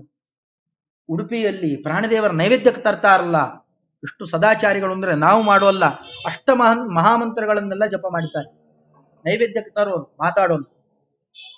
ಅವರು ಮಡಿಯಲ್ಲಿ ಹೋದ್ರು ಅಂತಂದ್ರೆ ನೈವೇದ್ಯ ಮತ್ತೆ ತಗೊಂಡು ಹೋಗೋ ತನಕ ಅವರು ಬಾಯಿ ಬಿಡೋ ಹಾಗಿಲ್ಲ. ಇಂಥವರ ದರ್ಶನ ಮಾಡಿದ್ರೆ ನಮ್ಮ ಪಾಪ ಹೋಗ್ಬಿಡುತ್ತೆ. ಅರ್ಥ ಮಾಡ್ಕೊಳ್ಬೇಕಷ್ಟೇ ದೊಡ್ಡ ದೊಡ್ಡ ಕ್ಷೇತ್ರದಲ್ಲಿ ಏನ್ ನಡೆಯುತ್ತೆ ಅಂತ. ಹಾಗೆ ಅವರಲ್ಲಿ ನೀರು ತರ್ತಾ ಇದ್ದವನು ಭಕ್ತಿ ಶ್ರದ್ಧೆಯಿಂದ. ಅಪ್ಪ ಅವ್ರ ಮನೇಲಿ ನೀರು ತರ್ತೇನೆ, ನನಗೇನು ಹೆಚ್ಚು ಗೊತ್ತಿಲ್ಲ, ನಾ ತರೋದು ಅಷ್ಟೇ, ನಾ ಅಷ್ಟು ಸೇವೆ ಮಾಡ್ತೀನಿ, ಇಷ್ಟು ನೀವು ಏನ್ ಮಾಡ್ತೀರಿ ಶ್ರದ್ಧೆಯಿಂದ ಮಾಡಿ. ಎಷ್ಟು ಅನುಗ್ರಹ ಮಾಡಿಬಿಟ್ರಂತೆ. ಅವನ ತಲೆ ಮೇಲೆ ಕೈ ಇಟ್ಟು ಕೂಸು, ನೀ ಏನೋ ಹೇಳ್ಬೇಕು ಅಂತ ಯಾವಾಗ್ಲೂ ಕಾಯ್ತಾ ಇದ್ದಲ್ಲಪ್ಪ, ಅವ್ ಯಾವ್ದೋ ಸ್ತೋತ್ರ ಬಾಯಲ್ಲಿ ಮಾಡಿಕೊಂಡಿದ್ದಂತ, ಅದು ಹೇಳ್ಬೇಕು ಅಂತ ಅವನಿಗೆ ಕೂಡಿಸಿದ್ರು, ತಲೆ ಮೇಲೆ ಕೈ ಇಟ್ರು, ಹೇಳು. ಅವನು ಶುರು ಮಾಡಿದ್ದಂತೆ, ಶ್ರೇಯಪತ್ಯೇ ನಿತ್ಯ ಗಣಿತ ಗುಣಮಾಣಿಕ್ಯ ವಿಷದ ಪ್ರಭಾಜಾಲೋಲ್ಲಾಸೋಪಹತ ಸಕಲಾವದ್ಯ ತಮಸೆ ಜಗಜ್ಜನ್ಮಸ್ಥೇಮ ಪ್ರಳಯ ರಚನಾಶೀಲ ವಪುಷೆ. ಶುರು ಮಾಡಿಕೊಂಡ ಹೇಳ್ತಾ ಬಂದ. ಅಲ್ಲಿ ವ್ಯಾಕರಣ ವಿಚಾರಗಳಾಗಲಿ, ಅಲ್ಲಿ ಯಾವ್ಯಾವ ರೀತಿಯಲ್ಲಿ ಇಲ್ಲಿ ವಿಶೇಷಣ ಏನು, ವಿಶೇಷ ಏನು, ಆ ಸಂಬಂಧಗಳೇನು, ಅಲ್ಲಿರ್ತಕ್ಕಂತಹ ಹೇತು ಮದ್ಭಾವ ಏನು, ಒಂದೊಂದು ಹೇಳ್ತಾ ಸಂಸ್ಕೃತದಲ್ಲಿ ಅನುವಾದ ಮಾಡ್ತಾ ಹೊರಟ್ರೆ ಆ ಎಲ್ಲಡಿಕೆ ತಗೊಂಡು ಹಾಗೆ ಕೆಳಗೆ ಇಟ್ಟು ನಮಸ್ಕಾರ ಮಾಡಿ ಅಪ್ಪ ಅವರಿಗೆ ದೀರ್ಘದಂಡ ನಮಸ್ಕಾರ ಮಾಡಿ ಅವರು ಶಿಷ್ಯರಾಗ್ಬಿಡ್ತಾರೆ. ಅದಾದ್ಮೇಲೆ ಅವರಿಗೆ ಸಂತಾನ ಆಯ್ತು. ಅಲ್ಲಿ ತನಕ ಸೇವೆ ಮಾಡ್ತಾನೆ ಇದ್ರು, ಸಂತಾನ ಆಗಿರ್ಲಿಲ್ಲ. ಮಂತ್ರಾಲಯ ಪ್ರಭುಗಳು ಸಂತಾನಕ್ಕೆ ಅಂತ ಸೇವೆಗೆ ಬಂದವರನ್ನ ದೊಡ್ಡವರಲ್ಲಿ ತಗ್ಗಿ ಬಗ್ಗೆ ನಡೆಯೋದನ್ನ ಕಲ್ತ್ಕೋ, ನಿನಗೆ ಸಂತಾನ ಆಗುತ್ತೆ. ನಮಗೆ ಯಾಕೆ ಮನೆಯಲ್ಲಿ ಕಷ್ಟ ಹೋಗ್ತಾ ಇರಲ್ಲ ಗೊತ್ತಿರೋಲ್ಲ, ಮಕ್ಕಳಾಗ್ತಾ ಇರೋಲ್ಲ, ಮದುವೆ ಆಗ್ತಾ ಇರೋಲ್ಲ. ಅದರಲ್ಲೂ ಈ ಗಂಡು ಹೊಡೆದವ್ರ ಕಷ್ಟ ಬೇಡ ಬೇಡ, ಹಿಂದೆ ಹೆಣ್ಣು ಹೊಡೆದವರು ಉಂತಿದ್ರು, ಈ ಗಂಡು ಹೊಡೆದವ್ರ ಕಷ್ಟ ಯಾರು ಕೇಳೋಳ್ತು, ಮದುವೆನೇ ಆಗೋಲ್ಲ. ಯಾರಾದ್ರೂ ಕೂಡ ನಮ್ಮನೇಲಿ ಒಂದು ಗಂಡಿದೆ, ಯಾವ್ದಾನೇ ಹೆಣ್ಣಿದ್ರೆ ಹೇಳಿ ಆಚಾರ್ಯ, ಎಲ್ಲಿದೆ ಹೆಣ್ಣು, ಎಲ್ಲ ಹೊಟ್ಟೆಯಲ್ಲಿ ಚಿಕ್ಕದ ಹಾಕ್ಬಿಟ್ರು. ಆ ಕಾಲಕ್ಕೆ ಪ್ರಕೃತಿಗೆ ವಿರುದ್ಧವಾಗಿ ನಡೆದಿದ್ದರ ಪ್ರಭಾವ ಏನೇನಾಗುತ್ತೆ. ಈ ತರ ಏನೇನು ಅನರ್ಥಗಳು ಮನೆಯಲ್ಲಿರುತ್ತೋ ನೀವು ದೊಡ್ಡವರ ಸೇವೆ ಮಾಡಿ. ಅಪ್ಪ ಅವ್ರ ಚರಿತ್ರೆ ಕೇಳಲಿಕ್ಕೆ ಅಂತ ಬಂದಾಗ ಎಷ್ಟು ಸೊಲ್ಯೂಷನ್ಗಳು ಸಿಗ್ತವೆ ನಮ್ಗೆ. ಇಂಥ ಮಹಾಜ್ಞಾನಿಗಳು ಅದನ್ನಂತಾರೆ, ಭಾಗ್ಯವತ್ಯೋ ಅತ್ಯಂತ ಮಾನ್ಯಾ ಕುಲೀ ಜನವಂದಿತಾ, ಕುಲೀನ ಜನವಂದಿತಾ. ಕಡೆಗೆ ಎಷ್ಟು ಮಾಡಿಬಿಡ್ತಿದ್ರಂತೆ ಅಪ್ಪ ಅವರು ತಮ್ಮ ಬಳಿಗೆ ಬಂದ್ರೆ, ಒಳ್ಳೆ ಸದಾಚಾರಿಗಳು, ಒಳ್ಳೆ ತತ್ವಜ್ಞಾನಿಗಳಾಗಬೇಕು ಅವರು. ಪ್ರೌಢ ಪ್ರಜ್ಞಾಶ್ಚ ಸಾಧವ, ಒಳ್ಳೆ ಸಾತ್ವಿಕರು, ಉನ್ಮತ್ತತನೋ ಅವಿನೀತ ಸ್ವಭಾವ ಏನೇನೋ ಇದ್ರೆ ಅದೆಲ್ಲ ಕಳೆದು ಹೋಗ್ಬೇಕು ಅವ್ರ ಮಳೆಯಲ್ಲಿ ಬಂದ್ರೆ. ಅವ್ರ ಸ್ವಭಾವ ನೋಡ್ತಾ ಇದ್ರೆ ಎಷ್ಟು ತಿಳುವಳಿಕೆ ಇದ್ದವರು, ಎಷ್ಟು ಜನರನ್ನು ಉದ್ಧಾರ ಮಾಡ್ತಾ ಇದ್ದವರು, ತುಂಬಾ ಲಕ್ಷಣ ಸಂಪನ್ನರು. ಇವತ್ತಿಗೂ ಅವರ ಚಿತ್ರ ಎಲ್ಲ ಇದೆ, ಆ ಪ್ರತೀಕ ಇದೆ, ನೋಡಬಹುದು ನಾವು. ಮೈ ತುಂಬಾ ಆಭರಣ ಹಾಕೊಂಡು, ಎಂಥ ಒಳ್ಳೆ ಜಗ ಪೇಟಗೀಟ ಕಟ್ಟಿಕೊಂಡು, ಕೈ ತುಂಬಾ ಬೆರಳಿಗೆ ಉಂಗುರಗಳು, ಬೇಕಾದ ಸಂಪತ್ತಿದೆ, ಬೇಕಾದ ವೈಭವ ಇದೆ. ಹೋದಲ್ಲೆಲ್ಲ ಅವರಿಗೆ ಬೇಕಾದ್ದು ಅರಮನೆಗಳನ್ನು ಕಟ್ಟಿಕೊಡ್ತಿದ್ರಂತೆ. ಅಂಥವ್ರ ಆ ಕಾಲಕ್ಕೆ. ಇವತ್ತಿಗೂ ಅಲ್ಲಿ ಮಂಟಪ ಕಟ್ಟಿದ್ದಾರೆ ಇಬ್ರಾಂಪುರದಲ್ಲಿ, ಆ ಮಂಟಪ ನೋಡಬಹುದು. ಭಾರಿ ಕಲ್ಲಿನ ಮಂಟಪ ಅದು ಅಲ್ಲಿದ್ದ ಒಬ್ಬ ಶಾನುಭೋಗ ಅದನ್ನ ಕಟ್ಟಿಸ್ಕೊಡ್ಬೇಕು ಅಂತ ಪಾಪ ಆಸೆ ಪಟ್ಟಂತೆ. ಆಸೆ ಪಟ್ರೆ ಅದನ್ನ ಎಲ್ಲಿಂದಲೋ ತರಬೇಕು, ಅದು ರಾಮಪುರದಿಂದ ತರಬೇಕು. ಅದು ರಾಮಪುರ ಅಂತ, ರಾಮದೇವರು ಓಡಾಡಿಸ್ತಾಳ, ಅಲ್ಲಿಂದ ತಂದು ಮಂಟಪ ಕಟ್ಟಿಕೊಡ್ಬೇಕು ಅಂತ. ಆದ್ರೆ ಅದನ್ನು ಹೊರುವಂತ ಗಾಡಿಗಳು ಯಾವುದು ಸಿಗ್ತಾ ಇಲ್ಲ. ಏನ್ ಮಾಡ್ಲಿ, ಸುಮ್ಮನೆ ಇಬ್ರಾಂಪುರ ಅಪ್ಪವರು ಅಂತ ಹೆಸರು ಬರಿಯಪ್ಪ, ನದಿಯಲ್ಲಿ ತೇಲ್ಬಿಟ್ಬಿಡು, ತುಂಗಾ ನದಿಯಲ್ಲಿ, ಅದಿಲ್ಲಿ ಹರ್ಕೊಂಡ್ಬರುತ್ತೆ. ಹಾಗೆ ಹರ್ಕೊಂಬಂದಿದ್ದನ್ನ ಕಲ್ಲು ತೇಲ್ಕೊಂಡು ಬಂತ, ಅದರಿಂದ ತಗೊಂಡು ಮಂಟಪ ಕಟ್ಟಿದ್ದಾರೆ. ಅದಕ್ಕೆ ಯೋಗಿ ನಾರಾಯಣಾಚಾರ್ಯರು ಅದರಲ್ಲಿ ಗರುಡದೇವರು, ಪ್ರಾಣದೇವರು, ಅವತಾರತ್ರಯ ಪ್ರಾಣದೇವರು, ಮಂತ್ರಾಲಯ ಪ್ರಭುಗಳ ವೃಂದಾವನ ಎಲ್ಲ ಕೆತ್ತಾಕ್ಬಿಟ್ಟಿದ್ದಾರೆ. ಎಷ್ಟು ಭಕ್ತಿ ಶ್ರದ್ಧೆ ಅಂತ ಅವರಿಗೆ. ಆ ಕ್ರಮದಿಂದ ಅವರ ಹೆಸರು ಹೇಳಿ ಅದನ್ನು ಬರೆದು ಹಾಕಿದ್ದಕ್ಕೆ, ರಾಮ ರಾಮ ಅಂತ ಬರೆದಿದ್ದಕ್ಕೆ ಕಲೆಗಳೆಲ್ಲ ತೇಲಿದ್ವಲ್ಲ ಸೇತುವೆಯಲ್ಲಿ, ಹಾಗೆ ರಾಮ ಸೇತುವಿನಲ್ಲಿದ್ದಂತೆ. ಅಂದ್ರೆ ಎಷ್ಟು ರಾಮದೇವರು, ಕೃಷ್ಣದೇವರು, ವೇದವ್ಯಾಸ ದೇವರು ಅವರೆಲ್ಲ ಆ ಸಾನ್ನಿಧ್ಯ ಇಟ್ಟಿದ್ದಾರೆ ಅಪ್ಪ ಅವರಲ್ಲಿ. ಅದನ್ನೆಲ್ಲ ಕಾಣಬಹುದು. ಅದನ್ನೆಲ್ಲ ಬಳಕೆ ಮಾಡಿಕೊಂಡ್ರೆ ನಾವು ಭಾಗ್ಯವಂತರಾಗ್ತೇವೆ. ಅಂಥವರಿದ್ದಾರೆ, ತಪಸ್ವಿಗಳಿದ್ದಾರೆ, ತಮ್ಮ ತೇಜೋರೂಪ ಇಟ್ಟಿದ್ದಾರೆ. ಅವರು ಸ್ಮರಣೆ ಮಾಡಿದರೆ ಬೇಕಾದ ಆಪತ್ತು ಕಳ್ಕೊಳ್ಬಹುದು, ಬೇಕಾಷ್ಟು ಮೇಲಕ್ಕೆ ಇರಬಹುದು, ಜನ್ಮಕ್ಕಾಗುವಷ್ಟು ಪುಣ್ಯ ಗಳಿಸ್ಬಿಡ್ಬಹುದು. ಅದನ್ನೆಲ್ಲ ಬಳಕೆ ಮಾಡಿಕೊಂಡ್ರೆ ನಾವು ಪುಣ್ಯವಂತರು. ಇಲ್ಲದೆ ಇದ್ರೆ ನಮ್ಮಷ್ಟು ದರಿದ್ರ ಇನ್ನೊಬ್ಬರಿಗೆ. ಅದ ಆರಾಧನೆಯಲ್ಲಿ ಪಾಲ್ಗೊಂಡ್ರೆ ಇಷ್ಟು ದೊಡ್ಡ ಭಾಗ್ಯ. ನಿರಂತರ ಅವರು ಸ್ಮರಣೆ ಮಾಡ್ತಾ ಇರ್ಬೇಕು. ಅಂಥವ್ರು ಅದಕ್ಕಂತಾರೆ, ಕ್ರಮಾತ್ ಏತತ್ ಕೃತಾಲೋಕೈಹಿ ದೃಷ್ಟಾ ಸ್ಪಷ್ಟಂ ಅನೇಕಶಃ. ಇಂಥದ್ದು ಎಷ್ಟೋ ನಡೆದು ಹೋಗಿದೆ ಅಂತಂತ. ಅದರಂತೆ ಮತ್ತೊಂದು ಬಹಳ ದೊಡ್ಡ ಅವರ ಮಹಿಮಾ, ನಂದಾವಾರದ ದೇಸಾಯಿಗಳು. ಅವರ ಆ ಕಾಲಕ್ಕೆ ಮಂತ್ರಾಲಯ ಪ್ರಭುಗಳು ಬಹಳ ಸೇವೆ ಮಾಡಿದ್ರಂತೆ. ಸೇವೆ ಮಾಡಿದಾಗ ನಂದಾವರ ಅಂತ ಅಲ್ಲೇ ಇರೋದು, ಮಂತ್ರಾಲಯದ ಹತ್ರನೇ ಇದೆ. ತುಂಬಾ ಸೇವೆ ಮಾಡಿದ್ರಂತೆ. ಎಷ್ಟು ಮಂತ್ರಾಲಯ ಪ್ರಭುಗಳ ಸೇವೆ ಮಾಡಿದ್ರು ಆಗಲಿಲ್ಲ. ಕಡೆಗೆ ಅಪ್ಪ ಅವರು ಸುದ್ದಿ ಕೇಳಿದ್ರಂತೆ, ಮಂತ್ರಾಲಯ ಪ್ರಭುಗಳ ಭಕ್ತರು, ಮಂತ್ರಾಲಯ ಪ್ರಭುಗಳ ಮನಸ್ಸು ಅವ್ರಿಗೆ ಗೊತ್ತಿದೆ, ನೀವು ಅವ್ರನ್ನ ಕೇಳಿ, ಮಂತ್ರಾಲಯ ಪ್ರಭುಗಳು ಏನು ಹೇಳ್ತಾರೋ ಅದು ಗೊತ್ತಾಗುತ್ತೆ. ತುಂಬಾ ಸೇವೆ ಮಾಡಿದ್ರಂತೆ. ಸೇವೆ ಮಾಡ್ತಾ ಇದ್ದಾಗ ಸ್ವಪ್ನ ಬೇರೆ ಬಿತ್ತು ಅವ್ರಿಗೆ. ಅವ್ರು ನಾಳೆ ಬರುತ್ತಪ್ಪ ಸಾಧನ ದ್ವಾದಶಿ ಬೇರೆ, ಅವತ್ತು ನವಮಿ, ಸಾಧನ ದ್ವಾದಶಿ, ದಶಮಿ ಏಕಾದಶಿ 2 ದಿವಸ ಇದೆ. 1000 ಜನಕ್ಕೆ ಊಟಕ್ಕೆ ಹಾಕ್ಬಿಡು, ಬ್ರಾಹ್ಮಣರಿಗೆ ಭೋಜನ ಮಾಡಿಸ್ಬಿಡು, ಭೋಜನ ಮಾಡಿಸಿದ್ರೆ ನಿಮ್ಗೆ ಸಂತಾನ ಆಗುತ್ತೆ. ರಾಯರು ಸ್ವಪ್ನದಲ್ಲಿ ಹೇಳ್ತಾರೆ. ಏನ್ ವಿಚಿತ್ರ, 2 ದಿವಸದಲ್ಲಿ 1000 ಜನ ಬ್ರಾಹ್ಮಣರು. ಇವತ್ತು ಒಂದೆರಡು ಲಾರಿ ಮಾಡಿ ಕರ್ಕೊಂಡು ಹೋಗ್ತೇವೆ ಅನ್ನೋದು ಕಟ್ಟ ಇದೆ. ಯಾರು ಸಿಗೋಲ್ಲ ಹಾಗೆಲ್ಲ. ಅದು ಹೆಂಗ್ ಹಾಕ್ಬೇಕು ಅವರಿಗೆಲ್ಲ? ಅದು ಸಾಧನದ್ವಾದಿಸಿಗೆ ಆಗ್ಬೇಕು. ಹಾಗಾಗತ್ತಪ್ಪ ಏನಿದು ಅಂತ ಮತ್ತೆ ಸೇವೆ ಮಾಡ್ಲಿಕ್ಕೆ ಶುರು ಮಾಡಿದ್ರಂತೆ. ಯಾರೋ ಆ ಅಪ್ಪ ಅವ್ರ ಶಿಷ್ಯರು ಬಂದು, ಇಲ್ಲ ಅಪ್ಪ ಅವ್ರನ್ನ ಕೇಳ್ರಿ, ನಿಮಗೆ ಅವ್ರೇನಾರ ದಾರಿ ತೋರಿಸ್ತಾರೆ. ಅಪ್ಪ ಅವ್ರನ್ನ ಕೇಳಿದಾಗ ಅಪ್ಪ ಅವ್ರಂದ್ರಂತೆ, ಇಲ್ಲ ಇನ್ನೊಂದಿಷ್ಟು ಸೇವೆ ಮಾಡ್ತಾ ಇತ್ತು. ಅದೇ ನೀ ಅಪ್ಪ ಅವ್ರಿಗೆ ಊಟಕ್ಕೆ ಹಾಕ್ಬಿಡಪ್ಪ, 1000 ಜನ ಬ್ರಾಹ್ಮಣರಿಗೆ ಊಟಕ್ಕೆ ಹಾಕಿದಂತೆ ಹೇಳಿದ್ರು. ದಂಪತಿಗಳು ಊಟಕ್ಕೆ ಹಾಕ್ಬಿಟ್ರಂತೆ. ಅಚ್ಚಮ್ಮ ಅಂತ ಅವರ ಮನೆಯವರು, ಕೃಷ್ಣಾಚಾರ್ಯರು ಇಬ್ಬರಿಗೂ ಸೇರಿ ಊಟಕ್ಕೆ ಹಾಕಿದ್ರಂತೆ. 1000 ಜನಕ್ಕೆ ಭೋಜನ ಮಾಡಿಸಿದ್ದು ಒಬ್ಬರಿಗೆ. ಅದಕ್ಕೆ ಕ್ರಮ ಇದೆ ಕೂಡ ಹಾಗೆ. ಇದೇ ತರಹದ್ದು ನಮ್ಮ ಸಾತ್ವಿಕಾಚಾರ್ಯರ ಚರಿತ್ರೆಯಲ್ಲಿ ಬರುತ್ತೆ. ಅವರು ಕೂಡ ಮಂತ್ರಾಲಯ ಪ್ರಭುಗಳ ಅವಿಚ್ಛಿನ್ನ ಭಕ್ತರು. ಸುಶೀಲೇಂದ್ರ ಸ್ವಾಮಿಗಳು ಅವರಿಗೆ 1,00,000 ಬ್ರಾಹ್ಮಣರಿಗೆ ಭೋಜನ ಮಾಡಿಸ್ತೇನೆ ಅಂತ ಹರಿಸಿಕೊಂಡಾಗ ಮಂತ್ರಾಲಯ ಪ್ರಭುಗಳು ಇವ್ರನ್ನ ಸೂಚನೆ ಕೊಟ್ಟಿದ್ರಂತೆ. ಹೆಸರು ಹೇಳಿದ್ದು ಅಲ್ಲ, ಗುರುವಾರದ ದಿವಸ ಮಧ್ಯಾಹ್ನ 12 ಗಂಟೆಗೆ ಯಾರು ಗಂಟೆ ಹೊಡಿತಾರೋ ಅವ್ರಿಗೆ ಊಟಕ್ಕೆ ಹಾಕ್ರಿ. ಸಾತ್ವಿಕಾಚಾರು ಪ್ರತಿ ಗುರುವಾರ, ಒಂದು ಗುರುವಾರ ಮಂತ್ರಾಲಯಕ್ಕೆ ಹೋಗ್ಬೇಕು, ಇನ್ನೊಂದು ಗುರುವಾರ ಜಾಲಿಹಾಳನೋ ಅಲ್ಲೋ ಇಲ್ಲೋ ಇರಬೇಕು. ಅವ್ರ ಪದ್ಧತಿ ಇವತ್ತಿಗೂ ನಮ್ಮ ಆಚಾರ ಮನೆಯಲ್ಲಿ ನಡೀತಾನೆ ಇದೆ. ಪ್ರತಿ ಗುರುವಾರ ಕಡುಬಾಗಬೇಕು, ಹಸ್ತೋದಕಕ್ಕೆ ಅರ್ಪಣೆ ಮಾಡಬೇಕು. ಇದೆಲ್ಲ ಪದ್ಧತಿ. ಅದನ್ನ ಆ ಕ್ರಮದಲ್ಲಿ ಅವರು ಸೂಚನೆ ಕೊಟ್ಟಿದ್ರಂತೆ. ಆ ರೀತಿಯಲ್ಲಿ ಅಪ್ಪ ಅವರಿಗೆ ದಂಪತಿಗಳಿಗೆ ಊಟಕ್ಕೆ ಹಾಕಿದ್ದು 1,000 ಜನ ಬ್ರಾಹ್ಮಣರಿಗೆ ಭೋಜನ ಮಾಡಿಸಿದಂತೆ ಆಯ್ತು. ಅದರಂತೇನೆ ಅವರು ಫಲ ಮಂತ್ರಿಸಿ ಕೊಟ್ಟರು. ಅದೇ ಕ್ರಮದಲ್ಲಿ ಗರ್ಭಿಣಿಯೂ ಆದ್ಲು. ಈ ದೇಸಾಯಿ ಅವರ ಸೊಸೆ. ವಿಚಿತ್ರ ಅಂದ್ರೆ 5 ತಿಂಗಳಿಗೆ ಗರ್ಭ ಬಿದ್ದೋಯ್ತು. ಮಾಂಸದ ಮುದ್ದೆ. ಆದ್ರೂ ಒಳಗೊಂದ ನಂಬಿಕೆ.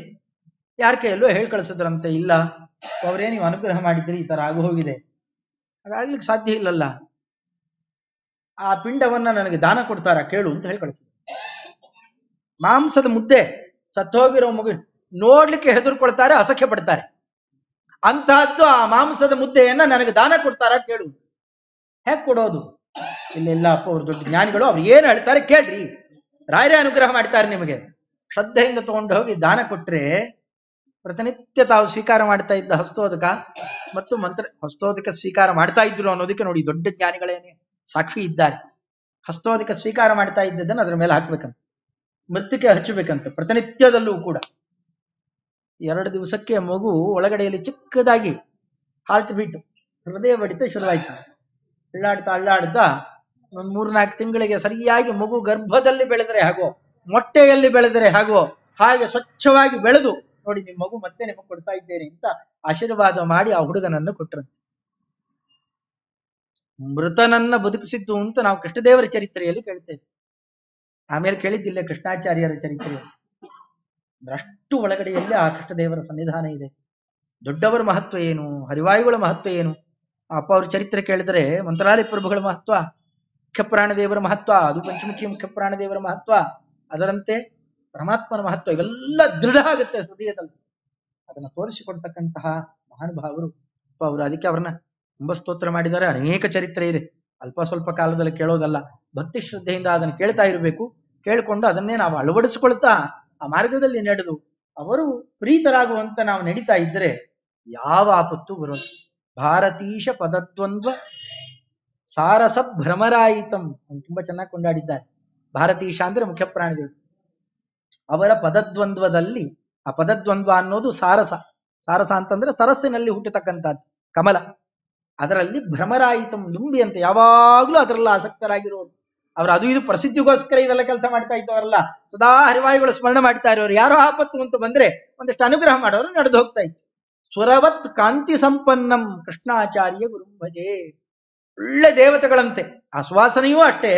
ಅದೇ ಕ್ರಮವನ್ನು ನೋಡ್ಲಿಕ್ಕೆ ಗಂಧರ್ವರಿದ್ದಂತೆ, ಒಳ್ಳೆ ಗಾನ ಸಂಪತ್ತಿತ್ತಂತೆ ಅವರಿಗೆ. ಅದರಂತೆ ಚೆನ್ನಾಗಿ ಆ ಮಾತು ಕತೆ ನೋಡ್ತಾ ಇದ್ರೆ ಅವರ ಸ್ವಭಾವ ನೋಡಿದ್ರೆ ಸಿಟ್ಟು ಪಟ್ಟು ಎಲ್ಲ ಹೊಟ್ಟೋಗ್ತಿತ್ತಂತೆ. ನಗತಾ ಇರ್ಬೇಕು ಯಾವಾಗಲೂ. ಇಂಥದ್ದು ಅವರ ಲಕ್ಷಣ. ಇವತ್ತಿಗೂ ಆ ಚಿತ್ರ ನೋಡಿದ್ರೆ ನಮಗೆ ಕಾಣುತ್ತದೆ. ಅದೇ ರೀತಿಯಲ್ಲೇ ಆ ಪ್ರತೀಕವನ್ನ ಹಾಗೇನೆ ಮುಂದೆ ಯೋಗಿ ನಾರಾಯಣಾಚಾರ್ಯರು ಅವರೇ ಉಪಾಸನೆ ಮಾಡ್ತಾ ಇದ್ದ ಗೋಪಾಲಕೃಷ್ಣನನ್ನ ಮತ್ತೆ ಅವರ ಪ್ರತೀಕವನ್ನ ಕಟ್ಟೆಯಲ್ಲಿ ಪ್ರತಿಷ್ಠಾಪನೆ ಮಾಡಿಸಿ ಇವತ್ತಿಗೂ.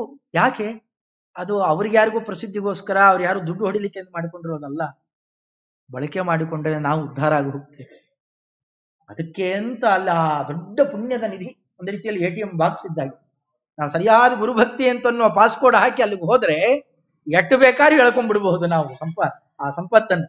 ಇಂಥ ಅದ್ಭುತವಾದ ಮಹಿಮಾ ಸಂಪನ್ನರು, ಆರಾಧ್ಯರಾಗಿ ಬಂದಂಥವರು. ಮುಂದಿನ ಪಕ್ಷದಲ್ಲೇನೆ ಅದು ಪಾಡ್ಯ, ಬಿದಿಗೆ, ತದಿಗೆ ಮಂತ್ರಾಲಯ ಪ್ರಭುಗಳ ಆರಾಧನೆ, ಇವ್ರದ್ದು ಬಿದಿಗೆ ತದಿಗೆ ಚೌತಿ ಇವರ ಆರಾಧನೆ ಹತ್ತಿರದಲ್ಲೇನೆ. ತಾವು ನಿಂತು ತಮ್ಮ ಹೃದಯದಲ್ಲಿ ಮಂತ್ರಾಲಯ ಪ್ರಭುಗಳಿಗೆ, ಮುಖ್ಯ ಪ್ರಾಣಿದೇವರಿಗೆ, ಗೋಪಾಲಕಟ್ಟ ದೇವರ ಆರಾಧನೆಯನ್ನ ಅಲ್ಲಿ ನಡೆಸ್ತಕ್ಕಂತಹ ಒಳ್ಳೆ ಉತ್ಸವದ ಕಾಲ ಇದು ಎಂದು ಅವರು ಇಷ್ಟೆಲ್ಲ ಉತ್ಸವ ನಡೆಸಿ. ಸಾಧಾರಣ ಆರಾಧನೆ ಅಂದ್ರೆ ಈ ಕಲ್ಪನೆ ಇರಬೇಕು. ನಾವು ಪ್ರಶ್ನೆ ಮಾಡೋರು ಇರ್ತಾರೆ, ಏನ್ರಿ ಅವ್ರು ಪ್ರಾಣ ಕಳ್ಕೊಂಡು ಹೋಗಿರ್ತಾರೆ, ಹೋಗಿದ್ದ ದಿವಸನೇ ಒಳ್ಳೆ ಭಕ್ಷ್ಯ ಭೋಜ್ಯ ಮಾಡಿಕೊಂಡು ಕುಣಿದು ಕುಪ್ಪಳಿಸಿ ಹಾಡು ಹೇಳಿ ಒಳ್ಳೆ ಊಟ ಹೊಡಿತೀರಲ್ಲ, ಈ ಯೋಗ್ಯನ ಇದು? ಹೊಂದಾಣಿಕೆ ಆಗುತ್ತಾ ಇದು? ನಾವು ಅದಕ್ಕೆ ಅವ್ರು ಸತ್ತೋಗ್ಬಿಟ್ರು, ದೂರ ಹೊಟ್ಟೋಗ್ಬಿಟ್ರಪ್ಪ, ಇನ್ನು ಕಾಟ ತಪ್ಪಿತು ಅಂತ ಮಾಡೋದಲ್ಲ. ಮತ್ತೆ ಯಾಕೆ ಮಾಡ್ತೇವೆ? ಆರಾಧನಾ ಕಾಲ ಅಂದ್ರೆ ಅದು ಉತ್ಸವದ ಕಾಲ. ಯಾಕೆ? ಇಷ್ಟು ದಿವಸದ ತನಕ ಹರಿವಾಯುಗಳ ಅಪ್ಪಣೆಯಿಂದ ಅವರೇನು ತುಂಬಾ ದೊಡ್ಡ ವ್ಯಾಪಾರವನ್ನ ಹರಿವಾಯುಗಳ ಸೇವೆ ಮಾಡಿ ಅದರ ಮಂಗಳೋತ್ಸವ ಭಗವಂತನಿಗೆ ಅರ್ಪಣೆ ಮಾಡಿರ್ತಾರಲ್ಲ, ಅದು ಅವಭೃತ ಸ್ನಾನ. ಆ ವಿಜಯೋತ್ಸವದ ನೆನಪಿಗೋಸ್ಕರವಾಗಿ ಮಾಡಿದ್ದೆಲ್ಲ ಭಗವಂತನಿಗೆ ಅರ್ಪಣೆ ಮಾಡಿದ್ದಾರೆ. ಕೃಷ್ಣಾರ್ಪಣ ವಸ್ತು ಅಂತ ಭಗವಂತನಿಗೆ ಅರ್ಪಣೆ ಮಾಡ್ತಾರಲ್ಲ, ಅರ್ಪಣೆ ಮಾಡಿದ ಮಂಗಳದ ದಿನ ಇದು. ಮಧ್ವನವಮಿ ಹೇಗೆ ಮಾಡ್ತೇವೆ, ಎಲ್ಲ ವೇದವ್ಯಾಸ ದೇವರಿಗೆ ಅರ್ಪಣೆ ಮಾಡ್ಲಿಕ್ಕೆ ಅಂತ ಬದ್ರಿಕಾಶ್ರಮಕ್ಕೆ ಹೋದ್ರಲ್ಲ, ಅದು ದೊಡ್ಡ ಮಂಗಳದ ದಿನ. ಅದರಂತೆ ಇದು ಮಂಗಳೋತ್ಸವದ ದಿನ. ಆದ್ರಿಂದ ಅವತ್ತಾದ್ರೂ ಅವರ ಸ್ಮರಣೆ ನಿತ್ಯ ಮಾಡಬೇಕು, ದೊಡ್ಡವರ ಸ್ಮರಣೆ. ಅವತ್ತಾರೂ ಅವರು ಸ್ಮರಣೆ ಮಾಡಿದರೆ, ಮೊದಲೇ ಹೇಳಿದಂತೆ ಮನೋವಿಶುದ್ಧೈ, ನಾವು ಕೇಳೋದಕ್ಕೆ ಮುಂಚೆ ಮನಸ್ಸು ಹೇಗೋ ಇರುತ್ತೆ, ಕೇಳಿದ ಮೇಲೆ ಒಂದು ಹದಕ್ಕೆ ಬರುತ್ತೆ, ನಮಗೂ ಒಂದು ಆಸೆ ಬರುತ್ತೆ, ಬದುಕಲಿಕ್ಕೆ ಒಂದು ಆಸೆ ಬರುತ್ತೆ, ಹೀಗೆ ಬದುಕಬೇಕು ಅನ್ನುವ ನಿಯಮ ಬರುತ್ತೆ, ಉತ್ಸಾಹ ಬರುತ್ತೆ, ಮನಸ್ಸಿನಲ್ಲಿ ಹೆಮ್ಮೆ ತುಂಬತ್ತೆ, ನಾವು ಇಂಥವರ ಪರಂಪರೆಯಲ್ಲಿ ಬಂದಿದ್ದೇವೆ. ಇದನ್ನೆಲ್ಲ ತಂದು ಕೊಡ್ತಕ್ಕಂತಹ ಒಳ್ಳೆ ಅಪ್ಪ ಅವರ ಆರಾಧನಾ ಕಾಲದಲ್ಲಿ ಯಥಾಶಕ್ತಿ ಒಂದೆರಡು ಅಕ್ಷರ ಏನು ಹೇಳಿದ್ದಿದೆ, ಈ ಎಲ್ಲ ಭಕ್ತಿ ಶ್ರದ್ಧೆ ದೊಡ್ಡವರನ್ನು ನೋಡುವ ಕ್ರಮ ಹೇಗೆ ನೋಡ್ಬೇಕು, ಮೈದುಂಬಿ ಅದರಿಂದ ಲಾಭ ಪಡ್ಕೊ, ಇದೆಲ್ಲ ನಮ್ಮ ಆಚಾರಲ್ಲಿ ನೋಡ್ಬೇಕು. ಆಚಾರ್ಯ ಬಳಗಾರಾಚಾರ್ಯ ಅವರ ಪ್ರತಿನಿತ್ಯ ಅದೆಲ್ಲ ಹೇಳಿ ಕೇಳಿ ಕಲಿಯೋದಲ್ಲ, ಅವ್ರ ಮನೆಯಲ್ಲಿ ಇದ್ದಾಗ ಅರ್ಥ ಆಗೋದು. ಯಾವ ಕ್ರಮದಲ್ಲಿ ಹೊರಗಡೆ ಹೇಳ್ತಿದ್ದಿದ್ದು ಅಲ್ಪ, ನಿತ್ಯ ಅವ್ರು ನಡ್ಕೊಳ್ತಿದ್ದಾರಲ್ಲ ಯಾರ ಜೊತೆಯಲ್ಲಿ ಹಾಗೆ ಅಂತ ಅವ್ನು ನೋಡಿ ಕಲಿಯೋದು ತುಂಬಾ. ಅಷ್ಟು ದಿವಸ ಆ ಕ್ರಮದಲ್ಲಿ ಅವ್ರೇನ್ ನಡ್ಕೊಂಡು ನಮಗೊಂದಷ್ಟು ತುಂಬಾ ಕಲಿಯೋದಿದೆ. ಎಷ್ಟೋ ಒಂದಷ್ಟೇ 2 ದಿವಸ ಇದ್ದಾಗ ಅಷ್ಟೇನು ಕಲ್ತು ಬಂದಿದ್ದಿದೆ. ಅದರ ಪ್ರಭಾವದಿಂದ ದೊಡ್ಡವರಲ್ಲಿ ಭಕ್ತಿ ಮಾಡೋದನ್ನ ಕಲ್ತಿದ್ದಷ್ಟೇ. ಆ ಪ್ರಭಾವ ಅಷ್ಟೇ ಅಲ್ಲ, ಮತ್ತೆ ಹಿಂದೆಂದು ಅಪ್ಪ ಅವ್ರ ಬಗ್ಗೆ ಹೇಳು ಅಂದ್ರೆ ನಂಗೇನು ಗೊತ್ತಾಗ್ತಿರ್ಲಿಲ್ಲ, ಏನು ಪರಿಚಯನೇ ಇರಲಿಲ್ಲ. ಯಾವುದೋ ಒಂದು ವಿಚಿತ್ರ ಸಂದರ್ಭ ಹಾಗೆ ಬಂತು, ತುಂಬಾ ಕಷ್ಟದಲ್ಲಿ ಮಂತ್ರಾಲಯಕ್ಕೆ ಹೋದಾಗ ಯಾವುದೋ ಒಂದು ಸೂಚನೆ, ಯಾವುದೋ ಒಂದು ಬಲಾತ್ಕಾರ ನಾನು ಎಳ್ಕೊಂಡು ಹೋಗಿದ್ದಲ್ಲಿ ಅಪ್ಪ ಅವ್ರ ಕಟ್ಟೆಗೆ. ಅಲ್ಲಿ ರಾಮಾಚಾರ್ಯ ತಮ್ಮ, ಅವರು ಅರ್ಚಕರಿದ್ದಾರಲ್ಲ ಅವರು ತಮ್ಮ, ಅವ್ರು ಕುತ್ಕೊಂಡು ಒಂದಷ್ಟು ಚರಿತ್ರೆ ಹೇಳಿದ್ರು. ಮೈ ಬೆವುತು ಹೋಯ್ತು ಆಗ್ಲೇನೆ. ವಿಚಿತ್ರ. ಅವ್ರು ಹೇಳಿ ಅವ್ರು ಕೊಟ್ಟಿದ್ದೆ ಈ ಪುಸ್ತಕ. ಆಗ ಆ ಪುಸ್ತಕ ಮತ್ತೆ ಕೃಷ್ಣಾಚಾರ್ಯರು ಒಂದು ತಾಮ್ರದ ಬಿಲ್ಲೆ ಮಾಡಿಸಿದ್ದಾರೆ ಪ್ರತಿಮಾ. ಆ ಪ್ರತಿಮಾ ಅವ್ರ ಸ್ತೋತ್ರ ಇದೆಲ್ಲ ಕೊಟ್ಟರು. ಬಂದಿದ್ದಷ್ಟೇ 7 ದಿವಸದಲ್ಲಿ ಕಷ್ಟ ಬಗೆಹರಿದೋಯ್ತು. ಆ ಕಷ್ಟವೇ ಇಲ್ಲ ಅನ್ನೋ ಹಾಗೆ ಬಗೆಹರಿದೋಯ್ತು. ಅಷ್ಟೆಲ್ಲ ವಿಚಿತ್ರ ನಡೆದಾಗ ಓಹೋ, ಹರಿವಾಯುಗಳು ಮಂತ್ರಾಲಯ ಪ್ರಭುಗಳು ಹರಿಯ ಅನುಗ್ರಹ ಇಲ್ಲಿ ಮಾಡ್ಲಿಕ್ಕೆ ಒಂದು ಆ ಕೇಂದ್ರ ಮಾಡಿಕೊಂಡಿದ್ದಾರೆ, ನಿತ್ಯ ಅವರನ್ನ ಆರಾಧನೆ ಮಾಡಬೇಕು ಅಂತ ಆ ಬಿಲ್ಲೆ ಪ್ರತಿನಿತ್ಯ ಒಂದಷ್ಟು ತೀರ್ಥ ಕೊಟ್ಟು ಮಂಗಳಾರತಿ ಮಾಡ್ತೇನೆ. ಆ ಕ್ರಮದಲ್ಲಿ ಅವರೇ ಒಂದು ಮಾರ್ಗ ತೋರಿಸಿಕೊಟ್ಟಿದ್ದರಿಂದಾಗಿ ಶ್ರದ್ಧೆಯಿಂದ 1-2 ಅಕ್ಷರ ಹೇಳುವ ಪ್ರಯತ್ನ ಮಾಡಿದ್ದೇನೆ. ಈ ವಿಚಾರದಲ್ಲಿ ನಾನು ಇನ್ನೂ ಹೆಚ್ಚು ಗೊತ್ತಿಲ್ಲ, ಅಲ್ಪ ಸ್ವಲ್ಪ ಹೇಳಿದ್ದಷ್ಟೇನೆ. ಇನ್ನೂ ಹೆಚ್ಚೆಚ್ಚು ಅವ್ರ ಬಗ್ಗೆ ತಿಳಿಬೇಕಾದದ್ದು, ಸೇವೆ ಮಾಡಬೇಕಾದದ್ದು ಇದೆ. ಅವರೇ ಹೆಚ್ಚು ಮಾಡಿಸ್ಕೊಳ್ಳಿ ಅಂತ ಅನ್ನೋ ಕ್ರಮದಿಂದಾಗಿ ಒಳ್ಳೆ ಪ್ರಾರ್ಥನೆಯನ್ನು ಸಲ್ಲಿಸ್ತಾ, ಕೃಷ್ಣಾಚಾರ್ಯರ ಅಂತರ್ಯಾಮಿಯಾದ ಮಂತ್ರಾಲಯ ಪ್ರಭುಗಳಿಗೆ ವರದನಾದ ಪಂಚಮುಖಿ ಆಂಜನೇಯನಿಗೆ ವರದನಾಗಿರ್ತಕ್ಕಂತಹ ಸಾಕ್ಷಾತ್ ಗೋಪಾಲಕೃಷ್ಣ ರಾಮದೇವ ವೇದವ್ಯಾಸಾದಿ ಅನಂತ ರೂಪಿ ಭಗವಂತ ಪ್ರೀತನಾಗಲಿ. ನಮಗೂ ನಿಮಗೂ ಇರುವ ಈ ಕಷ್ಟಗಳನ್ನೆಲ್ಲ ನಾನಾ ತರಹದ, ಯಾವ ಕ್ಷಣಕ್ಕೆ ಏನ್ ಬೇಕಾದ್ರೂ ಆಗಬಹುದು, ಬೇಕಾದ ಕಷ್ಟ ಬರಲಿ, ನಾವು ಎಷ್ಟೇ ದಿವಸ ಬದುಕಿರಲಿ, ಆ ಬದುಕು ಸಾರ್ಥಕವಾಗಿ ಹರಿವಾಯುಗಳಿಗೆ ಪ್ರೀತಿಯಾಗುವಂತೆ ಆ ಬದುಕಿದ್ದರೆ ಆ ಜೀವ ಹೋದ್ರೂ ಹೋಗುವಲ್ಲ. ಯಾಕೆ? ಅಭಿಮನ್ಯು ಎಳೆಯ ವಯಸ್ಸಿನಲ್ಲೇ ಪ್ರಾಣತ್ಯಾಗ ಮಾಡಿದ, ಆದರೆ ಬದುಕು ಎಷ್ಟು ಸಾರ್ಥಕವಾಗಿತ್ತು. ಆ ಕ್ರಮದಲ್ಲಿ ನಮ್ಮ ಬದುಕು 2 ಕ್ಷಣ ಆದ್ರೂ ಅದು ಸಾರ್ಥಕವಾಗಲಿ, ಹರಿವಾಯುಗಳ ಪ್ರೀತಿಯನ್ನು ತಂದುಕೊಡುವಂತಾಗಲಿ ಅಂತ ಭಗವಂತನಲ್ಲಿ ಪ್ರಾರ್ಥನೆಯನ್ನು ಸಲ್ಲಿಸ್ತಾ ಮುಖ್ಯವಾಗಿ ಆರಾಧನೆ ನಡೆಸ್ತಾ ಇದ್ದಾರೆ ನಮ್ಮ ಒಳ್ಳವರು, ಈ ಎಲ್ಲ ಪದಾಧಿಕಾರಿಗಳು. ಅವ್ರು ನಿಂತು ನಡೆಸ್ತಾ ಇರೋದ್ರಿಂದ ನಾವೊಂದಿಷ್ಟೇನೋ ಹೇಳೋದು ಕೇಳೋದು. ಇದಕ್ಕೆ ಪುಣ್ಯಕ್ಕೆಲ್ಲ ಅವರು ಒಂದು ರೀತಿಯಲ್ಲಿ ಸಫಲಂ ವೃಕ್ಷ, ಅದು ವೃಕ್ಷ ಇದ್ದಂತೆ, ಅದನ್ನ ನೆರಳಲ್ಲಿ ನಾವೆಲ್ಲ ಕೆಲಸ ನಡೆಸ್ಕೊಳ್ಳೋದು. ಮತ್ತೆ ವಿಶೇಷವಾಗಿ ಅವರ ಅನುಗ್ರಹ ಮಾಡಲಿ, ಆರೋಗ್ಯ ಭಾಗ್ಯ ಇನ್ನಷ್ಟು ಇಂತಹ ಉತ್ಸವಗಳನ್ನು ನಡೆಸುವ ಸಾಮರ್ಥ್ಯ ಅವರಿಗೆ ಅಪ್ಪ ಅವರ ಅಂತರ್ಯಾಮಿ ಕೊಡ್ಲಿ ಅಂತ ಪ್ರಾರ್ಥನೆ ಮಾಡ್ತಾ ವಾಗ್ವ್ಯಾಪಾರ ಉಪಸಂಹಾರ ಮಾಡುತ್ತೇನೆ. ಶ್ರೀಕೃಷ್ಣಾರ್ಪಣಮಸ್ತು. ಹರಯೇ ನಮಃ.